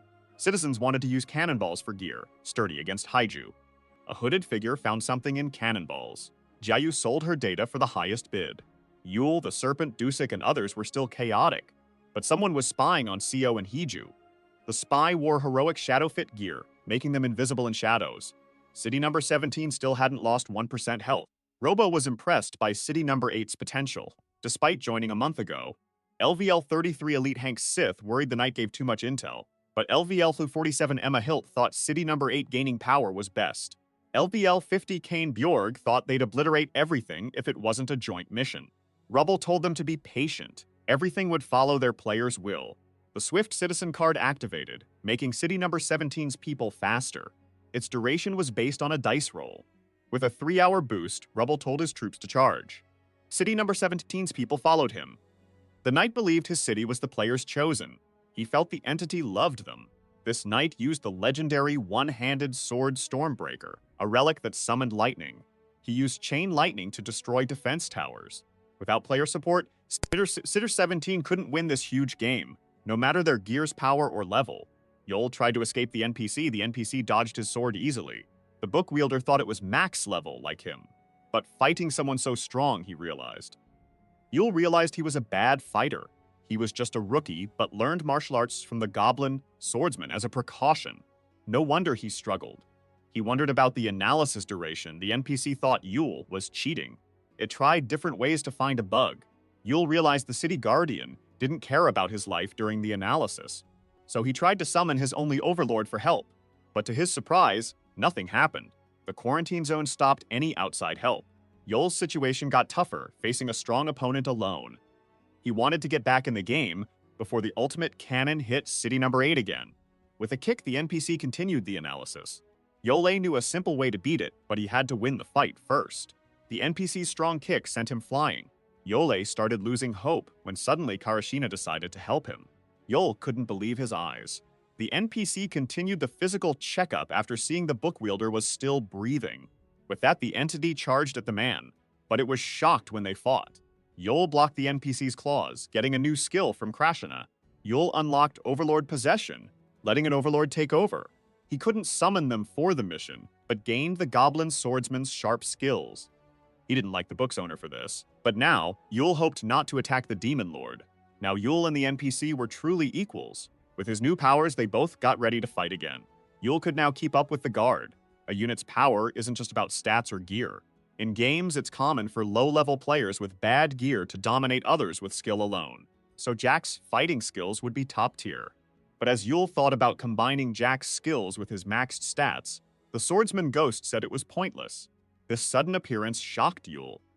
Yul figured it was normal for Jack to appear as a soul when possessing him. But what the goblin said still intrigued him. He feared the NPC was better at combat than his overlord. But Jack denied it, saying he was just criticizing Yul's poor fighting skills. After that, Yul could let the overlord control his body. Suddenly, Yul's face changed completely as his eyes shifted colors. He then took his stance. The NPC was ready to defend itself. But its arm was suddenly cut off by superior wind movement, a master swordsman's skill that let the goblin move fast. The NPC tried to strike, but Jack dodged its claw and knocked it down. The goblin swordmaster decided to finish it with Celestial Wolf Fang technique. But at the last second, Yul stopped the overlord from killing the NPC. So Jack chose to hit it with 3 waves of sword aura. The NPC was damaged but not destroyed. Jack scolded Yul for not telling him to spare it sooner, but Yul didn't get a chance to speak. As the goblin spirit left, Yul focused on the most important thing. For 50,000 points, the Make Peace function could send accidentally hurt NPCs back to their spawn point, removing their hostility. But the NPC still needed to be neutralized first. He wondered if he passed the first part of the invasive analysis. But the silence made him nervous until a mysterious voice said he passed the physical checkup. The system began final analysis. Yul wondered about more challenges and the voice's origin. Meanwhile, the lieutenant reviewed Robo's books. He then checked the intel. Wong summoned his shield. He and Minya would go first, covered by the others. The soldiers were amazed by the golden deity's gift. Some items were permanent, others summoned, like Wang's shield, which he liked. The heroic shield of Helden, a miracle worker, would be problematic for cars. Minyu and the lieutenant charged. Helden's shield made a divine energy shield, powered by Wang's party friendship to block bullets. They charged to the first step for the cannon tower. To enter, use the mini tower's side door. Inside, the lieutenant found a goblin in charge. It got shot. Killing the goblin and taking his desk gave the attacker a low-level ID card. 100 of those cards would get you a high-level one. Guang realized this mission was tough. 100 high-level cards for a master card. That card would let up to 10 members into the cannon tower. The goal was to make master cards to get troops into the tower. The annoyed serpent was stuck at the main door when Salmon suddenly showed up. Gio sold her intel to the serpent. Level 17 civilian Solji Wu knew her as the mission's number 2. The teenager tried threats, but she was unfazed. Gio said this deal would decide their future treatment. She reminded him she got second in the treasure hunt, finding key intel alone, proving her talent. Solji Wu listened as Jiyu approached the dangerous villain. Impressed by her guts, she said they'd spare her if the info was useful. Jiyu noted Solji was wise for her age. Tension rose between them, leaving the serpent scared in the middle. Meanwhile, someone gathered many low-level ID cards. All shined in Robal's hand. He got a high-level ID card. City 17 now had 12 high-level ID cards after losing 42 men and 123 injured. Troops were warned to be careful, but were excited to fight for their player. Because of this, City 17 now had more cards than City 8. Suddenly, Robo started to pray, and his archer friend did too. The Royal Knight wanted citizens to dedicate their lives to him, not the player. They charged. Robol then remembered Yul Choi should be their strongest, but he'd been absent for ages. He felt Yul refused to help his city despite being powerful. Basically, he was unworthy of his power. Meanwhile, inside the quarantine chamber, the system removed all active effects for the upcoming test. Yul found himself frozen by strange rings. The inspection began, and Yul Choi started to panic. The system carefully checked his memory to see if he was a defect who met an unusual entity. So, the game dove deep into Yul's painful memories of the Greed Lord's victims. This made him cry. The system, finding nothing, dug deeper, inspecting Yul's life before the game. The shocked young man found himself at his desk. It was like he and the whole city never left. The The main character was now on the phone with his mother. He was also using his tablet at the same time. The genius who asked about his father had won 1,000 online chess games in a row. He then pulled out his phone for another task. Yule had just won $150 before telling his mother he was fine. Yule then asked about a mysterious person. His mother's words seemed to worry him. Eggy was sure he'd be fine, being the smarter one. Yule then headed to his part-time job. Suddenly, Yule's memory glitched. He furiously stopped the system from checking his past on Earth. So, the system stopped its check to prevent damage from the angry unit. It concluded Yule had no weird encounters, labeling him a regular unit. He was sent back to the game, now on the Cannon Tower map. The system encounter exhausted him. His wounds were healing, but Yule didn't expect it to disable his recovery, normally halved in combat. Yule felt like he did when the Demon Lord punished him. His power was just what the game allowed. Yule wanted to surpass Gamepawn's power. The ultimate cannon hit City 17, shielded by Black Steel Knights from physical and some magic once. City 17 was unharmed by the ultimate cannon, keeping most of its health. Yule was determined to rival or surpass players one day. Hunter saw the overpowered unit on the ground, assuming he was slacking off. One citizen suggested leaving before his curse hit, but a silent Hunter disagreed. Kim raised his sword and went for Yule. He stabbed the book's wielder in the throat, terrifying his friends. Yule, unharmed, wanted to know why he tried to kill him, but Kim fired back, calling Yule a fake. Kim trusted Yule's book, but now he had nothing, not even 10 points to save his daughter, he declared. Sword raised. His blade broke. He said his daughter was 7. Yule reminded him what happens if you crossed him. His terrified teammates begged Yule. Instantly, he used the Overlord's power to paralyze them. Yule declared Kim should seek his head once he maxes out his stats. He then made them Greed Lord victims, leaving Kim's eyes with bloodlust, and warned he'd curse other innocents. So the Greed Lord's new victims were stuck in a truck. Kim apologized, but his team understood his pain. They reminded him to level up and upgrade his gear, just like Yule said, before facing him. Kim couldn't get revenge for his kid at his current level. So level 9 Yujin Kim vowed to get stronger and take down Yule Choi himself. He pictured his revenge. Yule watched the new victims from afar. The Goblin Swordmaster was confused why Yule punished them instead of retreating. Yule said Kim would have raged if he left, leaving his team in danger. Yule had another reason. Suddenly, a massive robot appeared. Yule wanted to save the men from the Doom Machine Octopus boss, powered up by multiple mini-towers. The monster immediately opened fire. Field bosses spawned regularly. Killing a raid boss would give Yule an instant master card for the cannon tower, easier than 10,000 low-level cards, but it was more lethal. So Yule used Jack's powers and summoned his sword. Then Yule charged forward. Yule's target was the giant robotic octopus. He easily slashed it using Celestial Wolf Fang technique, Descent of the Black Wolf. The level 5 threat fell to Yule's blade, but Jack scolded him for making too many pointless moves, wasting energy. The swordsman said Yule needed a focused mind to avoid problems while seeking power. Yule thanked his overlord for the wisdom, not wanting to use his master card yet. Once inside the tower, it was either win or die, so Yule decided to handle other problems first. Jack was shocked. He didn't expect Yule to break into City Number 17's castle. The king called him arrogant for barging in, demanding their player. Yule came to threaten the king. He knew about City Number 17's betrayal, but the king kept denying it. Yule told him to drop the act. He knew the citizens' state. Everyone in City Number 17 grabbed weapons. Yule knew about the spies in his city. The king planned to betray his allies before the mission. The old man got off his throne, saying he could change subjects. But it was useless against the book's power. Yule gave an ultimatum: cooperate or die. The king said Yule's power made him arrogant. He hadn't fought a real player. The card duel started. Units fight one-on-one in a coliseum. Levels equalized. Level 99, Mayor Remillos von Lexus, said his players' plans would stay hidden after he silenced his opponent. The king, with the Uppeter, an epic lightning sword, charged, saying this book caused his downfall. Lightning filled the arena. Remillos von Lexus thought his opponent was a newbie without his high level. He'd win at the same level. He was shocked as Yule dodged his blades, then struck him from behind. The mayor was sent flying. His overlord didn't rely on a high level. A powerful dragon hit the old man.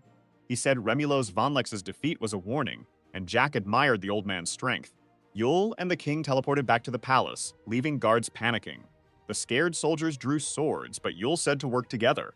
The king's defeat made City Number 17's players shiver in fear. Soldiers got alarmed. Yule found their behavior odd. Guards suddenly became bloodthirsty. They charged without hesitation. This confused the lieutenant.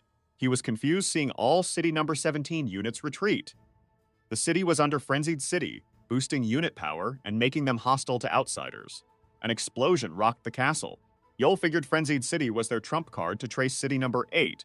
Gepetter's power reactivated. Surprised, Yul dodged the lightning. He didn't expect City 17 to use this card so soon. He landed, surprised. Someone was waiting for him. The citizens were just puppets, not the players' units. So the Green Ham used cards to boost their stats and make them all target Yul. Taking the cannon tower would take a day. Sparing City 17 units meant they'd fight City 8 units. Jack offered to do it, but Yul said no, summoning his sword. Many citizens rushed him at once. He accepted this sinful burden. A huge magical explosion rocked the city, tearing frenzied units apart. No turning back. Yul looked up. City 17's player panicked as the system couldn't show the attacker. Explosions rocked the city. Yul was hit by lightning, but blocked it easily. Father and son rushed him. Yul vowed to avenge the fallen city's 150 years of slavery, killing the prince and king. Romulos was shocked. The head looked at his player. The streets were bloody. Yul slaughtered City 17 citizens until nightfall. He was covered in blood. Jack checked on him. He said he was unwell. Even ready for the slaughter, the guilt was too much, so he tried to forget it. City 8 couldn't finish it alone, so Yul had to do it himself. Suddenly, he got a system message. Player 17 lost his units. If they respawned, he'd become a City Eater, a max raid boss. Yul was shocked by this discovery, realizing players weren't the strongest. Player 17 was banned, lost his status, and became a City Eater. His eyes suddenly turned red with his final notification. The City Eater moved to crush City number 8 with his hammer. The player hesitated, checking his deck. A card let him move his city from danger with a die, losing all mission rewards. The protagonist charged the entity. Player was about to use his card. Hagu and Seo helped. Hope was lost as a giant hammer came down. Then the golden hand stopped. He didn't use his card, so the huge hammer destroyed his city. City number 8 was shredded. Yul woke to his book glowing red, surprised he was alive.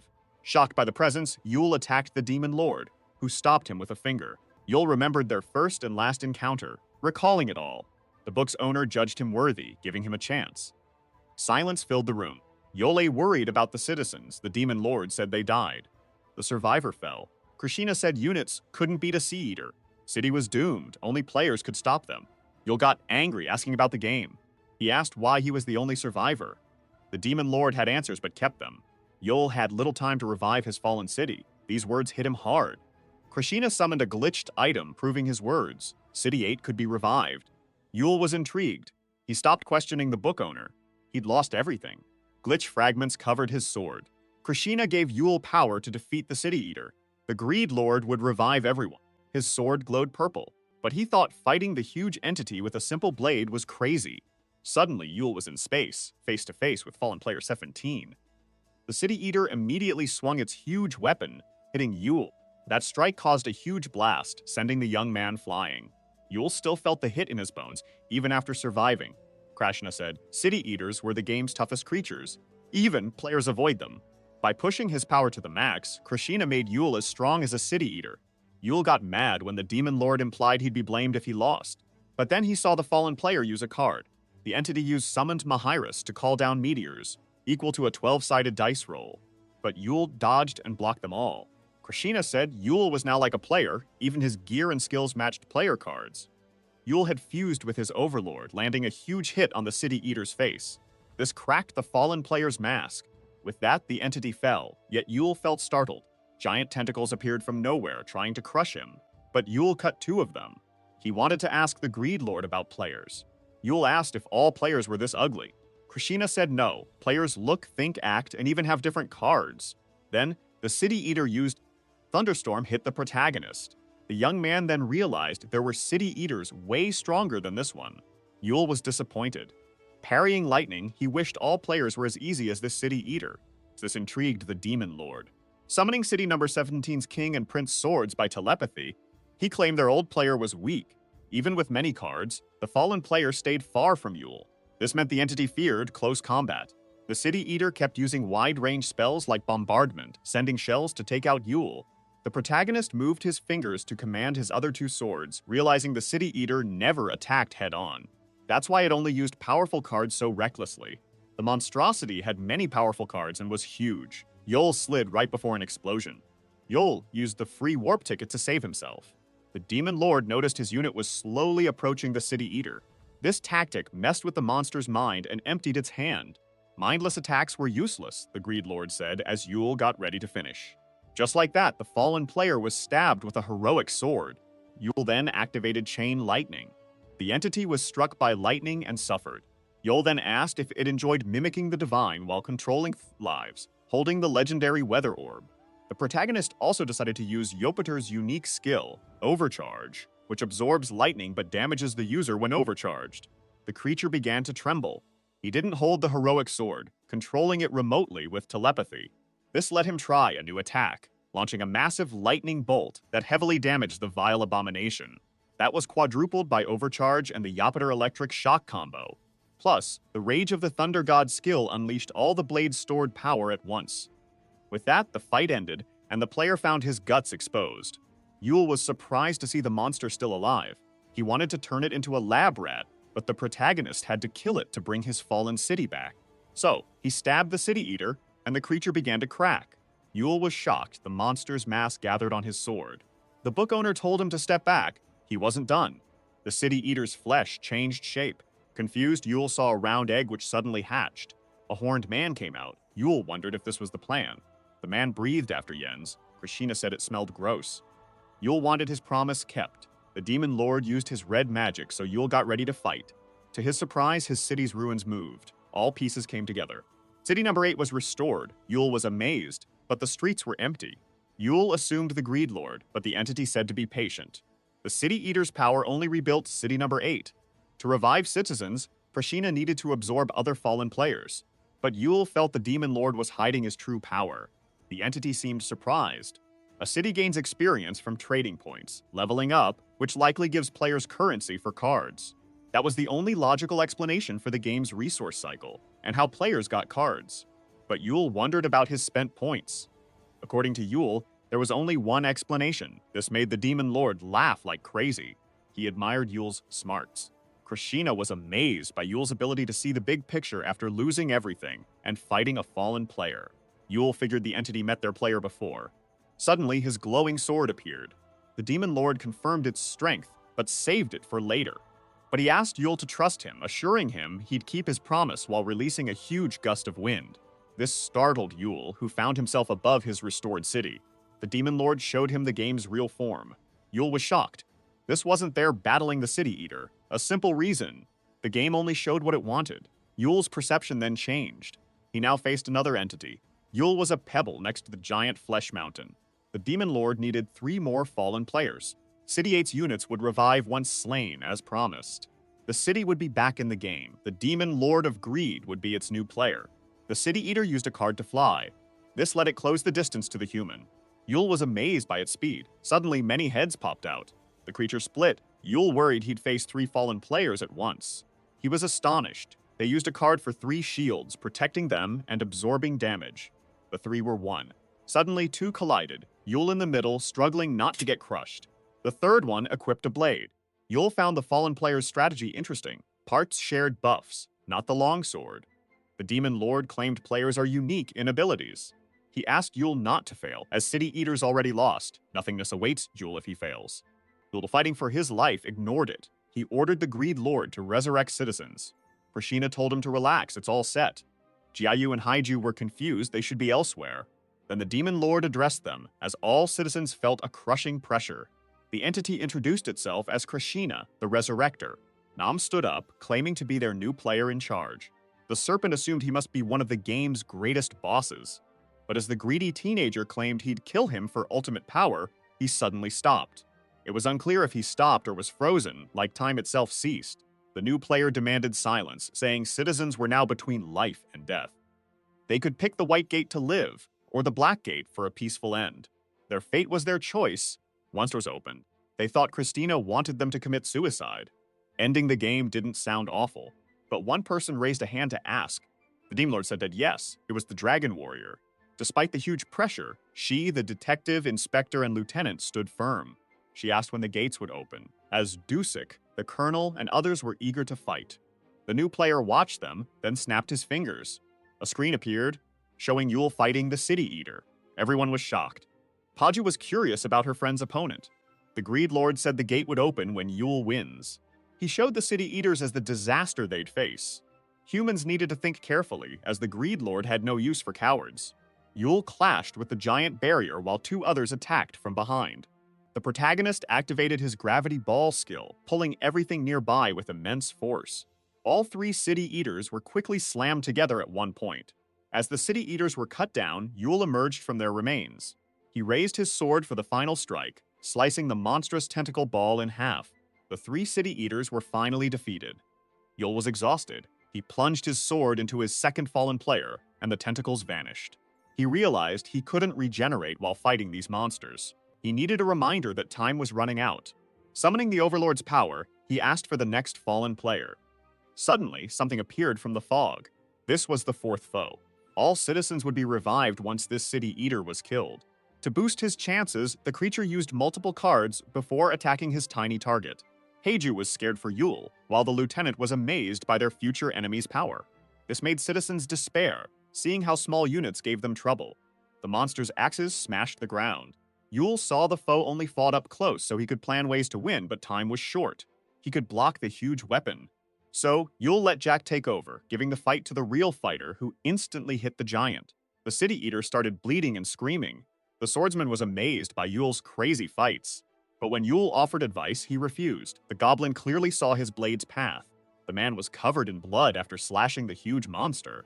All citizens watched, amazed and silent. The last City Eater fell to Yulchoi's blade, so humans could choose their gate. All units could face a hard life or peacefully die. Yule was back in City Number 8, but it was empty. Krashenov kept his word. Citizens chose their own path, so the city was still out. Yule asked if the cannon mission was on, and the player confirmed. The mission wasn't over, but City Number 8's player left after his piece was destroyed. Krishina took his place, unable to stop its fall. The Great Demon Lord couldn't do anything since he was still new, which left him silent. Players get a countdown before losing to kill City Eaters. With that, a hard glass appeared in the new player's hand. He stated other units used the countdown to choose between life and death. City Number 8 began to emerge from the empty square. The city resumed its journey in the game. The cannon mission would continue after an hour and 6 minutes. Yule was happy with the time left. The Demon Lord also said no one would be victims of the Grieved Lord anymore. He no longer needed victims since he owned City Number 8, but Yule denied it. This city belongs to its inhabitants, who went back to fight for it. All units were back in the game. Even the angry serpent and his minions were brought back to life. Jiayu and the raiders were brought back to the cannon map. The odd one was happy when suddenly a huge explosion erupted. The Angel of Flames destroyed too many towers. As something neared, the ground shook. The difficulty 5 boss, the Doom Machine Earthworm, made of mini towers, appeared. Haiju warned others not to draw the boss's attention as the Earthworm chased her. The giant target was set. The Doom Machine took big damage from the leg trap, decapitating it. The Spear Maiden praised his precision, but Yole gave her credit for being stronger. He asked her to protect the city, as the mission would end soon. With his MasterCard, Yole entered the cannon tower, stuck until the challenge ends. He entered the cannon tower. The first floor, City of Minor Goblins, disappointed Yole. Seeing the wasted mission resources, the player told him to focus on the bigger picture. He activated the Headhunt card, sending a unit to the boss. Krishina said it was for victory. Suddenly, a goblin in a giant machine attacked, showering him with bullets. Yole vanished. Goblins thought him dead, celebrated, but were shocked when their cannon tower boss was slain. Level 6 boss, Multibrain, quickly defeated Yule, decapitating it. The protagonist ignored other monsters, went straight for the kill, bringing victory to City Number 8.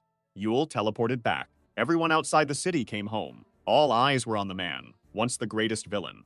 Yule ignored them, left, then someone called out. Yule got a mysterious container. It was their gratitude. Yule thanked them, then flew off. As he faded, Yoo-Jun Kim claimed they weren't brought back by hope, but by the desire to see Yule Choi dead. The city had a 24-hour rest before the next mission. The book owner and wielder were alone on top. Yule was happy everyone was resurrected. No one would be a victim of the Greed Lord again. Suddenly, the protagonist tried to slash the Demon Lord, but Krishina saw Yule's blade fail. The joking young man knew this Demon Lord was just a projection. He still needed the Greed Lord, making the player curious. Yule was surprised when the player who wanted him to finish the game let him decide the next step. But he was embarrassed when the Demon Lord noted Yulin had more experience manipulating City Number 8. He seemed to have a plan for their new player. Despite the difficulty, Greedlord accepted the request as a favor for his new game piece. Suddenly, the city began to shake. Buildings started floating, confusing everyone. The unit's training center was a player-built place to train units against fake enemies. It gave no rewards, but units could gain experience safely. But this unit's training center was special. Its owner said it could teleport units to real maps for rewards, even if it risked their lives. The book owner and wielder were in the new building's control center. Rules were set. Yol made special training for the city's strongest unit, but needed the right map to use them. With the special unit training center, strong units like the Spear Maiden could finally start training. Fugim Mukdal told her they had only 18 hours. Training setup took time, but thanks to the Greed Lord, time would pass differently for Haiju. She'd spend a year on the training map. If she needed to leave or for emergencies, the Dragon Warrior could break the glass to return to the city. This wasn't the only way to get power, so Yul told her to be careful. The Angel of Flame went to the Dormant Sun's land for training, she was determined. Goal earned Prominence's respect, her weapon's owner. Seo and Dusik, in the Forsaken Mountain of the Old Kings, sought Wansa and Wusa vessels. Lieutenant's team trained in the Mausoleum of Dormant Demons, fighting demons to awaken the Master. The insolent serpent then asked to leave the unit training center, flipping his finger. The villain was confused by Yul's last chance. His wishing orb could turn light or dark, based on his karma. Simply, it could be a good dragon or an evil serpent. Normally, it'd take time to decide, but the serpent's choice would save them a lot of time. He could leave the unit training center, but risked others surpassing him. He pondered. Serpent ignored other training, but hated Yul's assumptions. He chose darkness for his orb. Training began. He couldn't believe his eyes. On Venom of the Wishing Serpent, his goal: stay alive. Main units began training. Yul made virtual spaces for citizens to sharpen skills. Raiders Guildmaster wanted to repeat the Ogre mission, but his team wasn't keen after losing. In room 3 of 06, Kim wanted to fight Yul Choi. System asked if he'd lower target's level.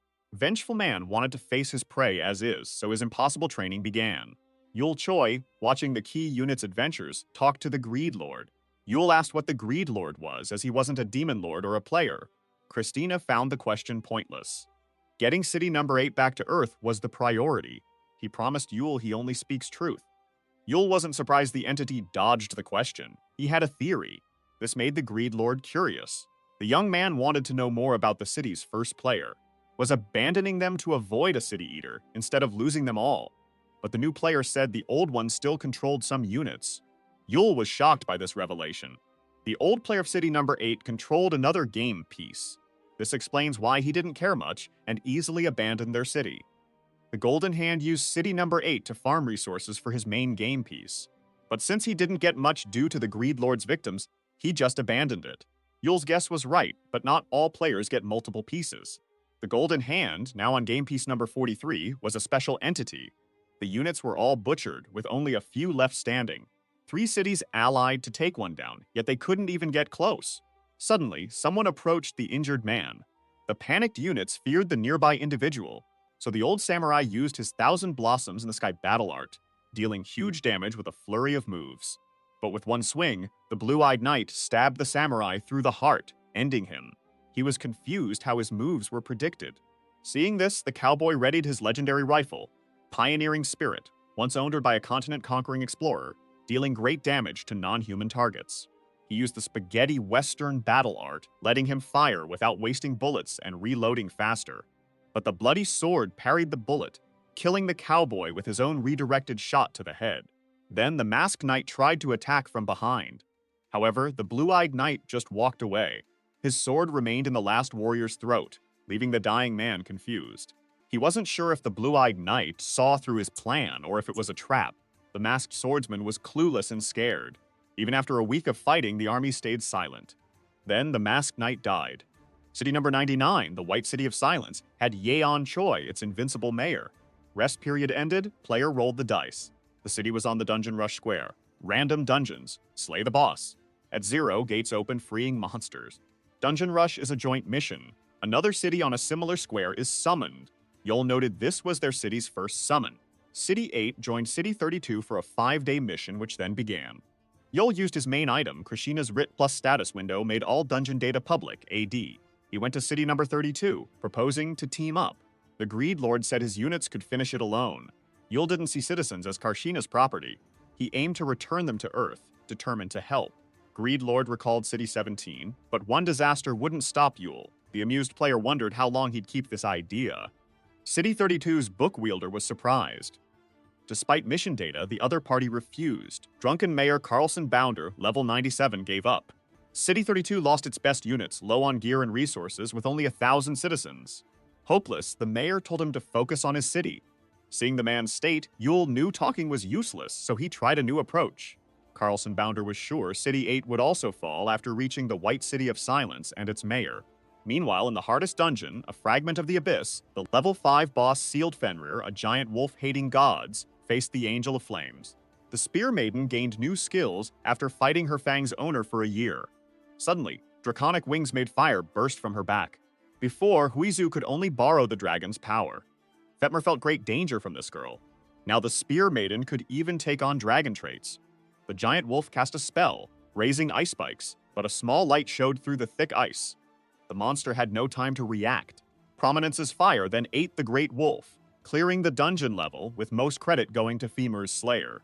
Christina liked his unit's new strength, glad he let the protagonist train them. The Greed Lord got curious seeing the young man lost in thought. Yule worried about convince the other game pieces, but Player 8 was fine, they weren't obstacles. He knew City 32 wouldn't survive the mission without their help. Krashina asked what his master wanted. This annoyed the young man. Yole wanted their city. Player 8 liked it. Someone left a dungeon. The dungeon crumbled behind the Angel of Flames.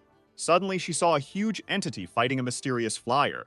The player summoned magic missiles with a card, but Yule Choi sliced through them.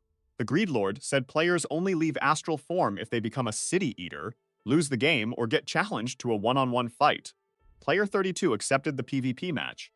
Normally, both sides must agree, but Cruciana could force them to accept. Player 32 started bleeding after a critical hit. Yule focused all power into his palm, driving his blade deeper into the entity's flesh. Player 32 was defeated. The Greed Lord, who usually dismantles cities, could choose the defeated city's fate, but kept it whole as a favor to his strongest unit. Yold felt hopeless, so Kreshnina reminded him he'd pay. The Greed Lord usually took fallen players' essence, but it didn't matter. The energy was worthless next to the lost key fragment. Yule recalled the Greed Lord uses fragments to bypass rules, thinking it was a hack. The winner asked his unit to clear dungeons transferred to City 8 after City 32 fell. The Spear Maiden was shocked by the system's dungeon notices. The colonel said the dungeons doubled.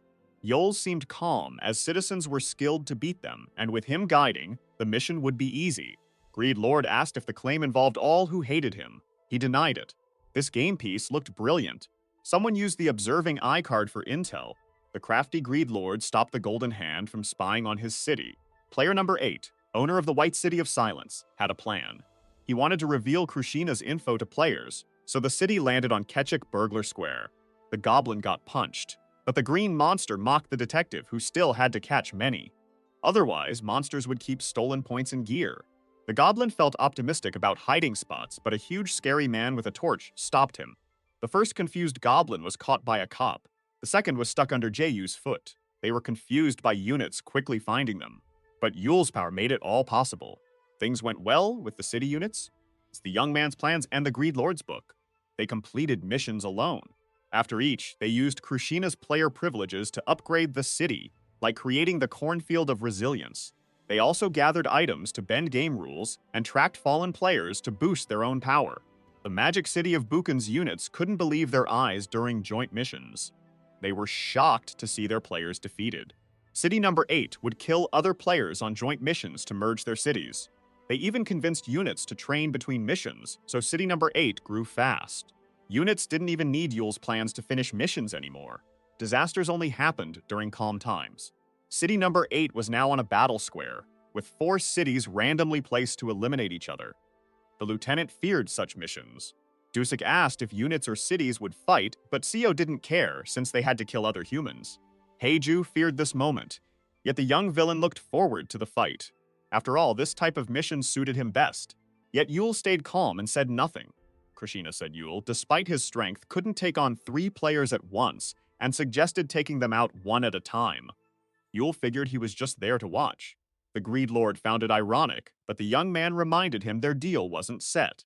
So Yule decided to take out the enemy units first. Our hero was confused when all three cities rushed City 8 at once. The other players teamed up, so Player 8 used Wall of Stone to shield his city. Suddenly, a huge stone wall shot up, startling all enemies. Yule couldn't defend forever, so he had to quickly beat the three players. The amused Greed Lord expected this, summoning another key fragment. The other player agreed to a one-on-one fight. He granted his strongest unit's crazy wish. The three players attacked Yule with cards, but he quickly dodged. Drawing first blood, he said the first hit wins. Yule was racing against time. He had to quickly take out one player. Suddenly, the player vanished. Christina realized they weren't teaming up. They used Shrink for agility, losing health. The player quickly charged Yule. He struggled to push the monster away, then was smashed down. The player flew off. Yule, critically hit, couldn't believe it as the second player appeared, rushing him. As for the third entity, it carefully planned its next move. A giant energy explosion emerged. Suddenly, players noticed a bright light behind the dust cloud. It was the first player getting slashed. Yule's rescuer was surprised. Jack was amazed his attacks worked on players. Yule said his skills and gear matched a player's cards. This included the Overlord's skills, too. Yet, Krishna said the Goblin Swordsman couldn't rival Yule or a fallen player. So all three monsters attacked. Krishna thought it best to let Jack possess his strongest unit. This made him curious about the young man's next move. The stones began to crumble, ready to fight as the Greed Lord's wall fell apart. Wong saw the soldier next to him trembling. The lieutenant understood if he backed off, fighting humans, but he chose to stay, not ditching his team. The wall finally fell. Three armies rushed to wipe out City Number 8. Inside the hole, the attackers saw one man blocking their path. It was the Serpent, ready to draw first blood. Suddenly, the front guard froze. The ones in back were confused. Seeing them run, the villain used his power. His venom turned victims to skeletons, sucking up their XP. Survivors either grunted in pain or begged for death. The teenager's orb got karma points for not killing the suffering man. He had enough evil karma. The merciless evolved. Meanwhile, Jack fought the players with his sword. They were all strong. They say a good enemy teaches more than time. The Overlord went all out. As they fought, a huge lightning bolt formed. One player had an elemental shield that blocked magic, but was useless against physical damage. Yole got the advantage on a player. The third used a card to protect his kin. Christina saw a huge explosion, saw the Overlord failing, and City Number 8 couldn't beat 3 cities. The young man waited, making the Greed Lord curious. A gangster-looking man entered. Old Man Park was shocked to hear him in Italian, but then learned Youngin Kim was South Korean, making him wonder about his clothes. The outsider said this style suited their player. He told them to give up, as their player didn't care for the city. The old man was shocked. As he swore to give them a tormentless death, the serpent appeared behind Jong and Kim. The young villain impaled the man with his venom claws. He loved his prey's blood dripping on his face. So began the serpent's rampage as he massacred the enemy armies. But City Number 8's citizens also suffered from his gas, yet the bloodthirsty high schoolers didn't care. The Angel of Flames had to step in, reminding the villain they were on the same side.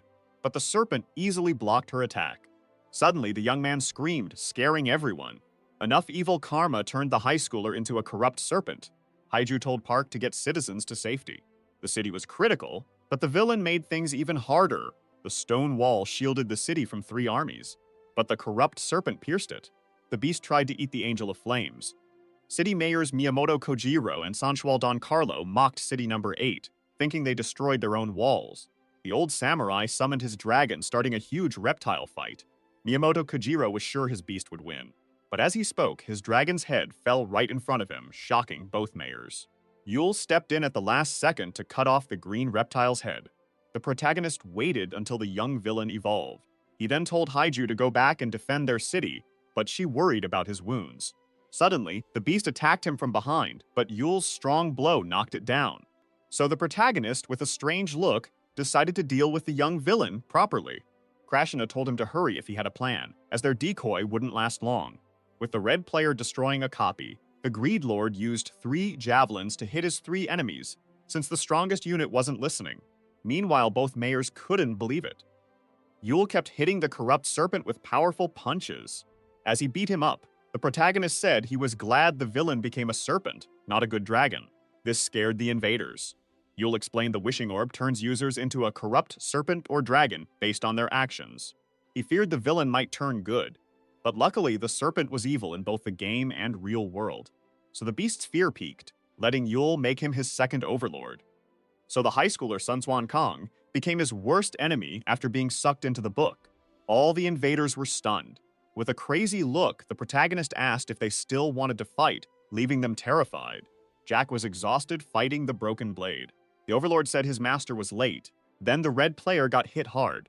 Yule apologized. Getting the new overlord took longer. In games, players eventually make custom setups for their skills and styles. The protagonist's setups were unique. Then, the serpent bit his master's neck. This tactic gave huge power for risking his life. He got infected by the second overlord's venom, a high-risk, high-return move. Yule got possessed by his new familiar and used Avatar of self-destruction. He was poisoned, taking damage over time, but his stats boosted, letting him butcher the player. Krishna was happy it fell. Then the old man vanished. The Greed Lord had a new game piece. The serpent's passive hurt his health but boosted his stats as it worsened. For Yule, this was his biggest gamble. He hit the second player in the back, making it scream. Yule's blade pierced the monster's shell. He used new powers to make an unnamed poison spike, different from the villain's. But then the third player's barrier surprised him. The goblin sword master was surprised to see the corrupt serpent's poison stop the player. It also weakened it a lot. Yule told Jack to look up. The first overlord now had another blade. The master swordsman got a heroic sword. The poison would soon wear off of the red player. Jack was surprised by Anil. The poison goblin's power and stats doubled. The red player would soon regain control, but Jack used his new blade to kill it. Close call for the overlord. Suddenly, the goblin coughed blood. An unknown poison made him pass out. Meanwhile, Yule fought the third player. This was his last. This ugly monster had a barrier with multiple shields that kept fixing itself. Yule needed to take out both the barrier and all the shields at the same time. Also, the serpent's passive ability stopped Yule from using his spell. It hit hard and made him weaker, but in return, it boosted his stats. Yule needed more power. The Greed Lord watched the battle. Krishna saw that despite his safe plans, the young man risked his life. He wondered if it was remorse or just his personality. He wanted Yule to use his full potential, and was bummed to see him hold back. Yule had many negative effects, but each setback made him stronger. The last player charged at him. The impact was huge. Yule lost stats from status effects, but it was worth it to get the avatar of self-destruction. The monster tried to run, but the protagonist said to stay. Yule was on the edge, so he sliced the barrier, cutting it. The book wielder slayed his last foe. Citizens of the defeated city were teleported. The Greed Lord now controlled cities 28, 77, and 90. 3 players were defeated, and Yole was finally free from the second overlord's power. Jack checked on him. He said he'd be fine. He gave Jack his first overlord, Upadur, as an apology. Jack took the heroic sword. He noticed the new overlord's spirit, which his master said was needed. The young man had another reason for this overlord. A corrupt serpent, a failed drive-in, lost the wishing orb. That epic item would soon have a new wielder, the vengeful Kim. The grieved lord looked confused. Dusik looked the same. Jiayu found it odd. Yule was surprised the mission was active. Suddenly, player 8 got a notification. The White City of Silence appeared. Yule Choi was shocked. The Greed Lord didn't expect this reunion. Christina faced old player number 8, the one he hates and worships. Player number 8 wanted Yule to beat his old enemy. Noticing the Greed Lord's haste, Yule wanted to finish it fast, but the book owner was surprised the PvP option was off. This was thanks to Sanctuary's effect, which stopped player duels. Then Absolute Seal froze the Greed Lord. The card combo was super fast. The 3 defeated players were just a trick to make City 8 unveil its tactics. Yule and Jack were stuck, forced to fight for their lives. Player 99 faced the tied-up player 8. Krishna said Golden Hand was always careful, using cards to wipe out his old city. He didn't expect to be found so soon, with preps still going. The Greed Lord's eyes filled with hate, having to abandon City 8. Meanwhile, Jack and Yule rushed to deal with the city mayor fast. The hack only worked for players and their fallen, but Yule felt strong enough to face City 99 without it. He asked Krashna for a list of the city's units. Yule checked the strongest enemy first, but couldn't believe his eyes. Meanwhile, the lieutenant and his platoon moved quietly. They were ambushed by arrows Guang barely blocked. He was amazed the enemy knew their plans. Inside City number 8, a tornado revealed the epic one-handed sword Homosu, Wana's blade that founded a nation.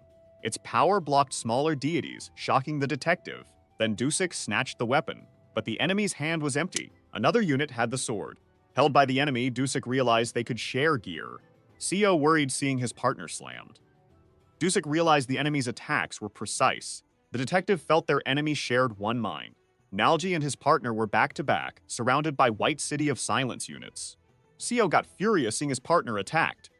Dusek wanted to retreat since they were outnumbered, but Co said it'd be hard.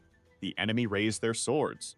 Co and Dusek prepared for a long fight, but suddenly a green poison barrier protected them. The two cops were confused. This was the Gone Serpent's move. The caster made a path. Kim, the orb's owner, struggled with the spell, telling them to escape. The cops were shocked this stranger wielded such power. The sun set. Haiju moved fast, trying to protect her home. But with one swing, the blue-eyed knight easily hurt the angel. The spear maiden was confused. Her attacks missed, but his always hit, even when slow. This was beyond predicting. Haiju felt the mayor controlled her. Yet the determined angel used elixir to fully restore her health.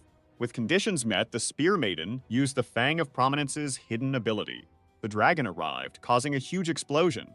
The standing figure behind the smoke startled the angel. To her surprise, the city's strongest unit had arrived. The girl had questions, but the young man ignored them, telling her to retreat to the city. When she refused, her master insisted. The girl was intrigued when her uneasy master said he'd back up Yule as she returned to their city. So, the angel rushed back to city number 8. She noticed her friend and his overlord weren't at ease and felt she'd be in the way. But Haiju assumed this was all in her head. Meanwhile, back on the battlefield, the blue-eyed knight was surprised by Yule's grim expression after so long. After all, these two were blood brothers. But with a genuine smile, the protagonist was relieved to see his brother healthy. Yule said they didn't have to fight, but was surprised his brother knew his plan to return home. This was surely something Yule would do, yet the blue-eyed knight affirmed he was bound to fail. To do so, Yule would have to beat him, a feat he never could. Suddenly, Jack sensed danger and pushed his master out of the way. To Yule's surprise, his overlords began to vanish, and his brother attacked him with a blank face. The confused protagonist found himself impaled by his own blood's blade. The blue-eyed knight wanted his brother dead for a while, promising happiness on his return. Yule's blood covered the sword, but he decided to sneak up on him. The blue-eyed knight dodged Yule's punch, stabbing his ribs. This forced Yule to use his powers, blasting city number 99's mayor with lightning. The attack burned the body, but it wasn't the blue-eyed knight, just an ally he'd teleported in. He stepped into a magic circle. He quickly dispelled the explosive trap. The blue-eyed knight foresaw his brother's every move. He said they hadn't played in ages.